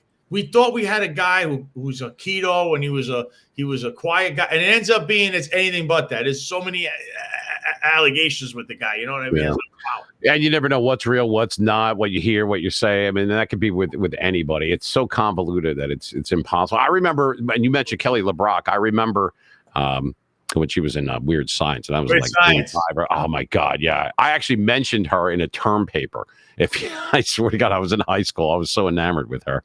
Well, for me growing up, I don't know, like I'm older, so I was real little. For me, like, late 70s, it was like, like Olivia Newton-John and like Farrah Fawcett and then like, and then as I got older, it was still Olivia Newton-John, but, but the only thing I told you, he's a hero of mine from the 80s that, like, I don't know what happened. Unlike Hulk Hogan, who's the opposite. Hulk Hogan will forever be, you'll never forget his name. Yeah. I don't care what they say about him. He's a legend. He brought Thunderlips. Yeah, we talked about that. Yeah, I know. You have the belt. The king. He's the king of wrestling, the king of entertainment. Another guy in the 80s that was great that, no longer around, Michael Jackson. Another guy, I mean, everybody aspires to be him. And he was never found guilty of anything either. So Michael Jackson, another legend, another 80s legend. I love all our 80s people. But it's just funny because Steven Seagal was on 18th Avenue, which is my neighborhood, a long time ago. There. Well, what do you think? Because as we'll probably end up wrapping it up, but it's so let me ask you this, Sal. What do you want to do? What is your end game? I should ask if you can share that with everybody. Do you want to go back to being a cop again? Do you just want to win the lawsuit? Do you just want to do your show and not do that? Do you want to do both? What's your thoughts on that? Like, what's I think corruption needs to be rooted out at all costs. Like corruption, it is what it is, and it has to be rooted out. And when I mean all costs, I'm saying legally, anything that has to be done in order to root it out has to be done. Whether it's you're going to lock up a police commissioner. So be it, because you shouldn't have been doing that kind of stuff, And I'm a guy that's going to point that way. And I like to keep people focused on like where I believe you should be, and not so much in left and right field. Presidential politics, presidential stuff, it affects your life, not as much as your sheriff, your mayor, your city councilman. These guys can literally, you walk out of the house and just destroy you. The president, more federal stuff. Think federal taxes, food, your food costs, gas costs, stuff like that. That's where the president affects you. But in a city like New York City, does changing from Biden and Harris to Trump, would it really affect your life? Maybe he puts a Band-Aid on illegal immigration, but in reality, they're still there. So that's a problem that the mayor's going to have to deal with. Again, local is what matters in your life. But people they're lost, kind of like they didn't want to hear about the nightclub and everything going on. So again, you got to then kind of like, all right, let's wind this back. Let me say this 100 million times over for the next 6 months, and then you'll get it. That's basically how it is, unfortunately. So I'm like a guy that highlights this kind of stuff, almost speaking to the people directly, and then hopefully they get it, because I think these are issues that matter. Because I've seen over and over and over again in my life that you're like, why is nobody getting this? I can clearly see this, and I know why. Because the attention span has shortened over time, and it's very unfortunate, but it happens to be the truth. So I plan on doing a show. I also want to incorporate things like, if you guys go to at Highlight League, either on YouTube or Instagram, that's the Highlight League that I like to go every Friday nights in Miami. It's another fun activity that hopefully we get some frontons built. It's in Dania, isn't it? It's in Dania. Dania is one of them, but this one's actually in Magic City at the Magic City Casino. Dania does have their own league. It's starting November. Who would not want to go to a place called Magic City? I mean, it just sounds good. Greg, it's a casino. Casinos are more for adults. There's children there, and we need frontons for the American kids to now play something that Europeans are masters at, but there's a fronton everywhere out there. We need it to be where you could have one here in America, multiple frontons in parks, just like you have basketball courts and tennis courts and pickleball courts. That's picking up. We need a fronton so the kids can play, because this could be the future. And it's a great sport because I literally forget about everything. And I see people wearing Miami Vice suits. It's funny. Yeah, we need more. Yeah, I was just going to say we need Crockett and Tubbs for that. It's so you have more. You have more. The problem is you got more food courts than you have tennis courts. That's probably what it's going on. But that's crazy. But that's what I kind of like. I like to highlight things like that. It's the fastest sport in the world. It's growing. It's making a comeback, but we need more attention to it. So once again, the attention spans are here. So you got to bludgeon people with it. So they kind of go, oh, yeah, you're right. This is great. It's great for kids. You're right. Yeah, it's fun for the whole family. It is a fast sport. We've gambled on it. I've never actually played it, but I have. I was down in Dana. We used to go, as far as that's concerned, we used to go to some, because I was in Broward County. So we would go down to Hollywood, though, because Seminole Casino was there.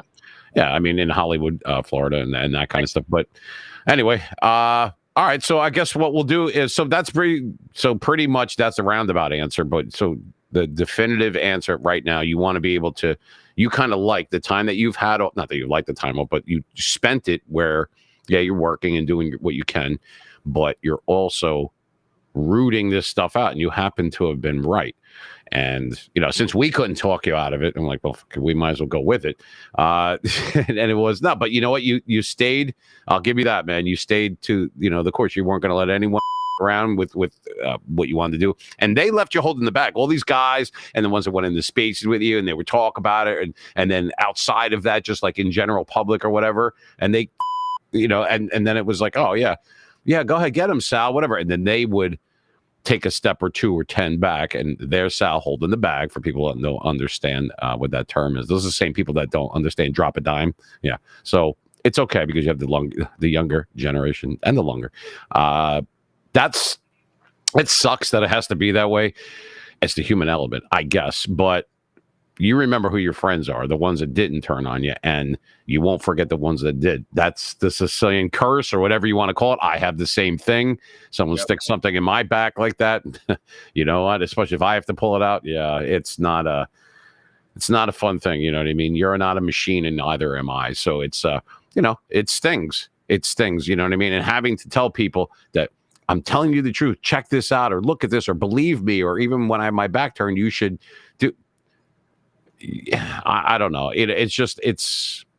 I don't know what your thoughts and feelings are on that. For me, it's just like you're not even mad. It's almost like you expect it, and it's really it sucks. It really does, because you're just like it wears you down. You know what I mean, right? You feel like physically, like I can't believe the betrayal, like that people, it's hard to deal with. We'll just make it. I'll be the voice for the voiceless, to the men and women out there and the rank and file who want to speak up or are afraid or know if they speak up they could get punishment, or some people that are actually no longer here, or the people that even committed suicide because of this kind of stuff. Now I'm your vessel, and when you see me, it's almost like you see the spirit and the ghost of all those that came before me or are no longer here for these reasons. Now you have to deal with what's in front of you. Now you have somebody who's kind of like the vessel in the front as the figurehead to say, I'm pointing a finger and I'm charging, and they got all of the avalanche behind me that they could see. They see it, they just don't want to say anything. But that's basically what it is. And you'll grab people, they'll end up being on your side eventually, one way or the other. As long as, like I said, their attention spans are small, and you got to work on it a little longer, because this isn't the 80s. The 80s, the attention span is actually bigger. So that's basically it. I'm the voice for the voiceless, and I represent all those you want to call them misfits, or the people that have been discarded, but really they're really good people that are just corrupted people. Want to say they're me, but they're not going to tell you that they're me. That's what they're trying to say. Every time they make an allegation, this guy was XYZ. No, that was me, actually. Yeah, I'm the executive that's hanging out with shady people doing all kinds of shady stuff in a shady nightclub. But no, but you're guilty of, you had white socks on today, you're supposed to have black socks. That's the kind of stuff you deal with. So it's a stressful job. You don't need to be shooting in the tent per se, but that's what these people like to do. But it's also that they, you can't have executives doing this kind of crazy stuff, because now they're also inflicting damage on the regular civilians when you're supposed to be, saving their public safety. Or actually, like, public safety should be number one issue, and it's really inflating their own pockets, if you can believe that. That's all I am. I'm the vessel. I'm kind of like that little general with the pointing the finger, or with the sword, saying those are the people, and you got to hold them accountable. So we got to charge them and arrest them. That's basically what this is. It's do you think that guy? Well, is that? Yeah, I remember the guy. I used to have something like that on my front lawn, but with the guy charged. But you know what I mean. But it's not. No, I'll take it away from that. I'm just trying to be funny on it. But it's to bring it levity. However, you do have a point now. You have a pending law, so obviously you can't talk about that kind of stuff. Mm-hmm. But is that going to conflate everything? I mean, how do you see that go? I mean, you're talking about not a person. You're talking about the state of New York. I mean, in essence, that's who you're suing, right? I mean, that's public knowledge. It's funny because the litigation actually, it is pending, but actually this all coincides with it. So it all will fall into play, because I don't know how you terminate people when in reality you should have terminated yourself, if that's even possible. You also, the evidence that I have that has been out in public actually works against them. Yeah. It's going to be very interesting to put it. They probably are thinking right now, why did we wait so long and drag Sal Greco's case? Because the guy has literally torpedoed the entire place here. And it was, you could have saw it coming from a mile away, but they like to judge other people and say, well, we're the almighty and Sal Greco is the, David versus Goliath, we'll say. But unfortunately, I am 6'3". I'm not as short as David. And I could go toe to toe with a giant maybe, because I'm proving that sometimes if you believe in yourself and you get a few breaks here or there and you survive a little bit of a rocky time, the next thing you know, you're going to be chucking the biggest rock at your enemy. And then, I don't know, you survive their onslaught. Can they survive yours? Yours is a truth bomb. That's all this was. And it's proven that believable. You need to fight back. You need to fight back. It's illegal. Fight back. Don't sit there and take it. That's my advice. Do not sit there and take something when you know it's crooked and you have evidence to prove it. Go ahead and do it, no matter who it is. No matter who it is.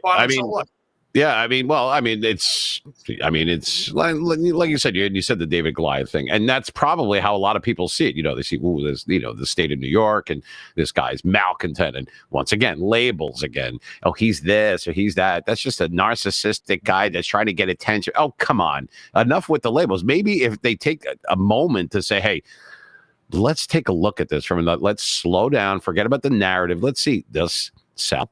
What is he saying? Like, let's see what happened. Give you a chance to speak or to respond rather than being despondent and just being like, oh, you know what I mean? Like, it's not. And then people get very, guarded and somber and everything about it because they don't know what to think. And some people are sheeple. Let's be honest. You know what I mean? There's shepherds like you and I, and then there's sheep. And a lot of times the sheep think that they're shepherds, and they're really not. When they comes to, they're not battle tested at all. And I understand that. You understand that. It's not even being Sicilian. It's about being in the moment and understanding your worth and who you are. And enough with trying to find a leader become that leader. I mean, that's just the way I see it. You know what I mean? You can't follow anyone. And a lot of these people don't even know who they are. You know what I mean? They get their everything from their groceries to their information to their friends all online. It's time to step out and actually do something. Now, you know what I mean? Like, go and see with your own two eyes of what's going on. Meet the person, talk to them, shake their hand, look in their eyes. What's wrong with that? And I don't mean that in just that. I mean in anything. It doesn't seem real on there. And a lot of times it's not. And people won't say the same thing online that they will in front of you. And we already know that. So how real could it be? So I'm glad that you're going to stay the course with it. And obviously, you have a backing here at WGAT, and me personally, you know that we've been friends for a while, and we always will be. There's always going to be a lot of white noise, a lot of this and that. People trying to, tell you this and tell you that on the side. I'm glad you're doing what you're doing. You know who your friends are. The fact that they don't, that's what makes them the audience sometimes. And I don't mean that in a bad way. I just mean that as an accurate thing. That some people that have been with you since the beginning are not always the ones that are with you at the end. But you stay the course, you know what I mean? You'll see the fakeness and all of a sudden people coming out of the woodwork to try to support you and repost. You know what I mean? And it's like, give me a break. I mean, that's not even subtle, and it's like, come on. But you're doing what you have to do.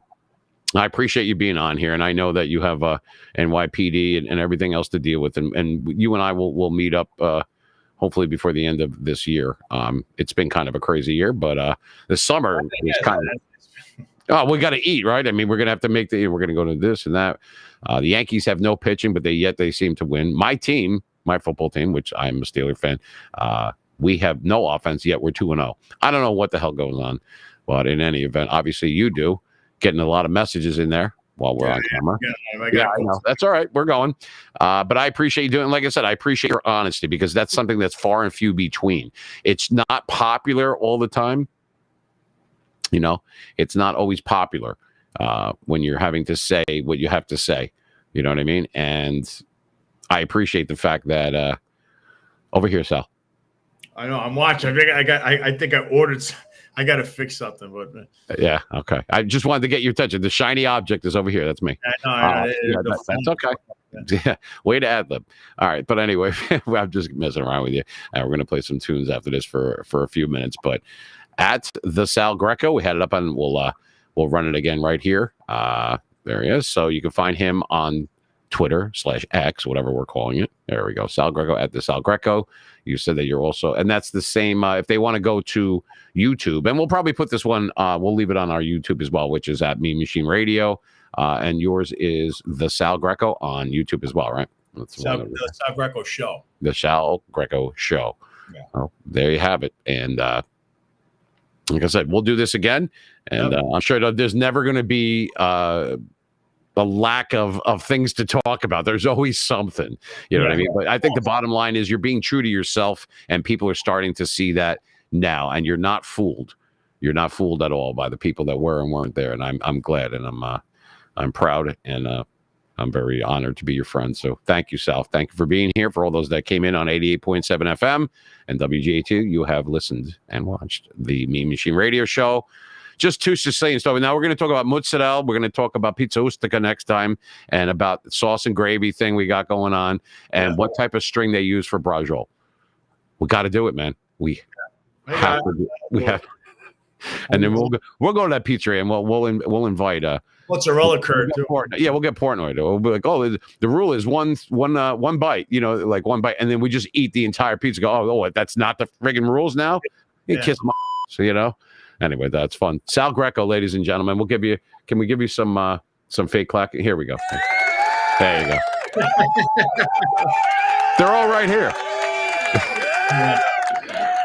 All right, man. I will see you soon. I will talk to you a little bit later on, and keep the faith, brother. I've got you, Paisan. No problem. Always. You know that, man. Always got we say in Italy, grazie mille. Grazie mille, yeah. Yeah, we could do that too. We could talk in the time. I mean, by the way, that's always bothered me. I'm 6'2" and you're 6'3". You always have me. Oh, man, that sucks. Well, huh? Just a little bit taller. Just a little I know. Still, a lot of us are, you know what I mean? We're not stunted in any way. So that's always the thing. Hey, if we're going to be the stereotype, might as well go the whole way. You know what I mean? There's nothing small. Anyway, we're good, man. Yeah, baby. Rock on. All right. Sal Greco, ladies and gentlemen. We'll see him again real soon. Thanks, Sal. So there you go.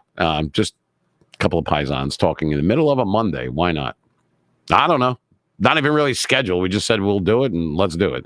And so we did. And we're glad that people actually watch it, listen to it. So it'll be on his page and then also on mine as well.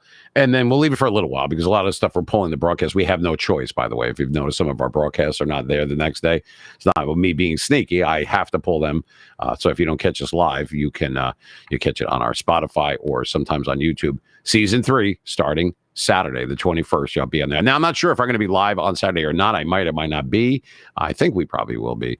But we're going to move things around a little bit. That was the whole plan the entire time, right before this summer. We said from Memorial Day to Labor Day that we were going to concentrate on the music and everything. We take a break from the interviews. Well, we have some that are in the shoot right now, and we have more that I'm going to be conducting this week, but it takes time for post-production and editing and audio over here. You can catch our stuff on Mean Machine Radio, which is a live 365 right here. You can see a lot of the different clips and everything. Mean Machine Radio on YouTube, and then also we're on TikTok, Instagram. We're also on Spotify, like I said, and iHeartRadio. Yes, we are. So you can catch stuff that's on there. It picks it up. And that's where when people say, well, how do the numbers look like that? Well, it might only look like there's 700-800 people in the room, but that has nothing to do with the listeners. The listeners are combined, and it's combined from those different things. And I don't get the full numbers. I only get a approximate. How does that work, Greg? Real quick, for those that are the naysayers and the people with the white noise, they talk out of their ass because they don't know. So basically what that means is, so you might have 117, maybe 26,000 people locally that listen. And then you have the people that are coming in on iHeart and everything later on. So those people come in plus Live 365. Those numbers get put together. Now you have to listen for at least, I think it's like 25 to 30 seconds. Doesn't mean that everybody's there at the same time. Oh, there's 240,000 people listening at the same time. I wish. That would be great.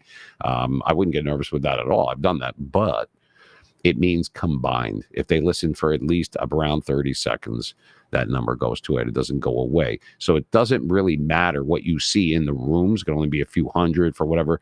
There's no way to meddle or mess with the listener part of it. That comes in a different type of way. So when we put that on there, we have the proof that we're getting that. So we're smaller, but we're gaining some ground. And like I said, it's grudging. But like I said, if it was easy, everybody would do it, right? So whatever you're doing, do what you're doing. I'll do what I'm doing.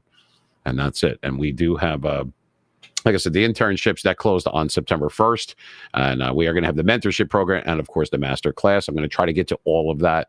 I've been very busy during the weeks, during the day, I should say. And we're going to continue. I always have time for fans. I have a signing that I'm going to do for Essex County Sheriff's Department and for State Comptroller. So it's nice to have those friends, too. So I have those type of friends, and that's nice because I love my state. I am a Jersey boy. I was since the day I was born, and I will be till the day I die. And that's who I am. Make no bones about it. Love me, hate me, whatever. I don't change for anything or anyone. Be true to yourself. That's what I keep telling people. Now, we lost some audio we had some kind of glitch or something last Saturday night. So some people missed it. I had played some music on there, and they didn't catch the very end of it. And I'm going to play that song. I played My Way, by the way. By the way, I played My Way, which is my favorite song of all time, obviously from Old Blue Eyes, another Jersey boy from Hoboken, New Jersey, a.k.a. Mr. Frank Sinatra, the chairman of the board. The audio kind of killed out at the end. It's not a perfect science. Try it sometime if you don't, this isn't Spaces and this isn't online and just like streaming through RSS. This is with a satellite feed, with satellite radio, and then trying to loop everything through and get that all combined. It's not as easy as you might think.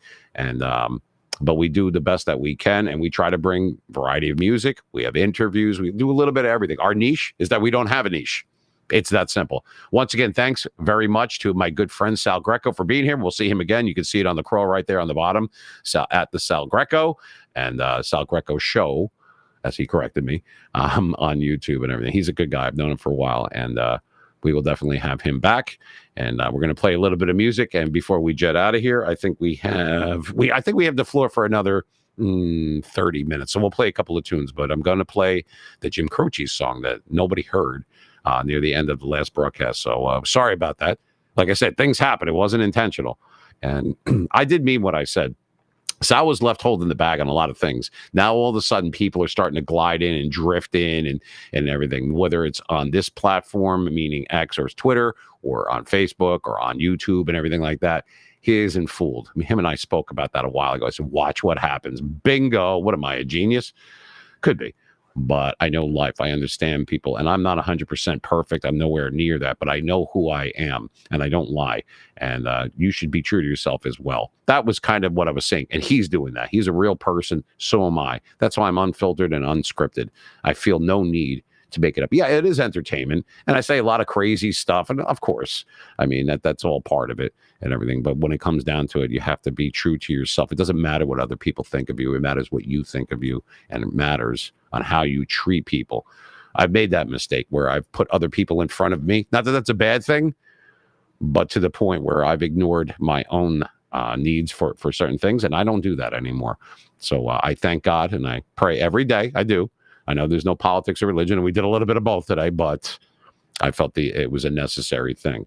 Sometimes you just have to understand that there's nothing, and I mean nothing, that you can't get through from day to day that God can't help you get through. It doesn't exist. He can help you. You know what I mean? So you take that for what it's worth, and I've kind of strayed away from that, and I've kind of glided back to that by necessity, and I'm staying. So I wanted to say that and not to, harbor anything there. That's my thoughts and feelings. You get your own show, you get your own call letters, you get your own license. You can say whatever you want where people actually hear you, like on the airwaves, like actual people and not just one little place. Right. That's what I've worked towards for 30 something years. I deserve it. And you know what? You deserve to be the best that you can be. So remember what I said. Just be the best you can be. Don't worry about what other people think and this and that and fake friends, but don't listen to the noise. You know what I mean? You'll get a lot farther in life if you work smart. You got to work hard, then work smart. Don't worry about who your friends might be or this and that. Be yourself, and they will come to you, and you'll be able to see the good ones and the bad ones coming a mile away. Don't make that same mistake. You know what I mean? Be true to yourself. Keep the faith. Don't back down. Keep going forward. That's all you can ask, right? Till next time, I appreciate it. Here at 88.7 FM, WGAT, I am Gregory Joseph, and you're not. I'll see you. Bye-bye. You're listening to the best radio in the universe. Non-stop music. All day long. You are listening to New Jersey's badass radio legend, Gregory Joseph, on New Jersey 88.7 WGAI T-Rock Oon, baby. You're listening to the Mean Machine Radio Show, hosted by Gregory Joseph on New Jersey 88.6 WGAT Rock On, baby. Are you ready for your host? Here he is. You're listening to the Mean Machine Radio Show, hosted by DJ Gregory Joseph on New Jersey 88 WGIT. Discover the ultimate society and culture experience on the Mean Machine Radio Show. Tune in to 88.6 WGIT every weekend for stimulating discussions, unscripted interviews, sarcastic humor, and thought-provoking insights, hosted by the charismatic, sarcastic, and enigmatic Gregory Joseph, aka the Mean Machine. Join us for no-nonsense realism, a truly different on-air radio experience for all ages. Don't miss it. Oh man.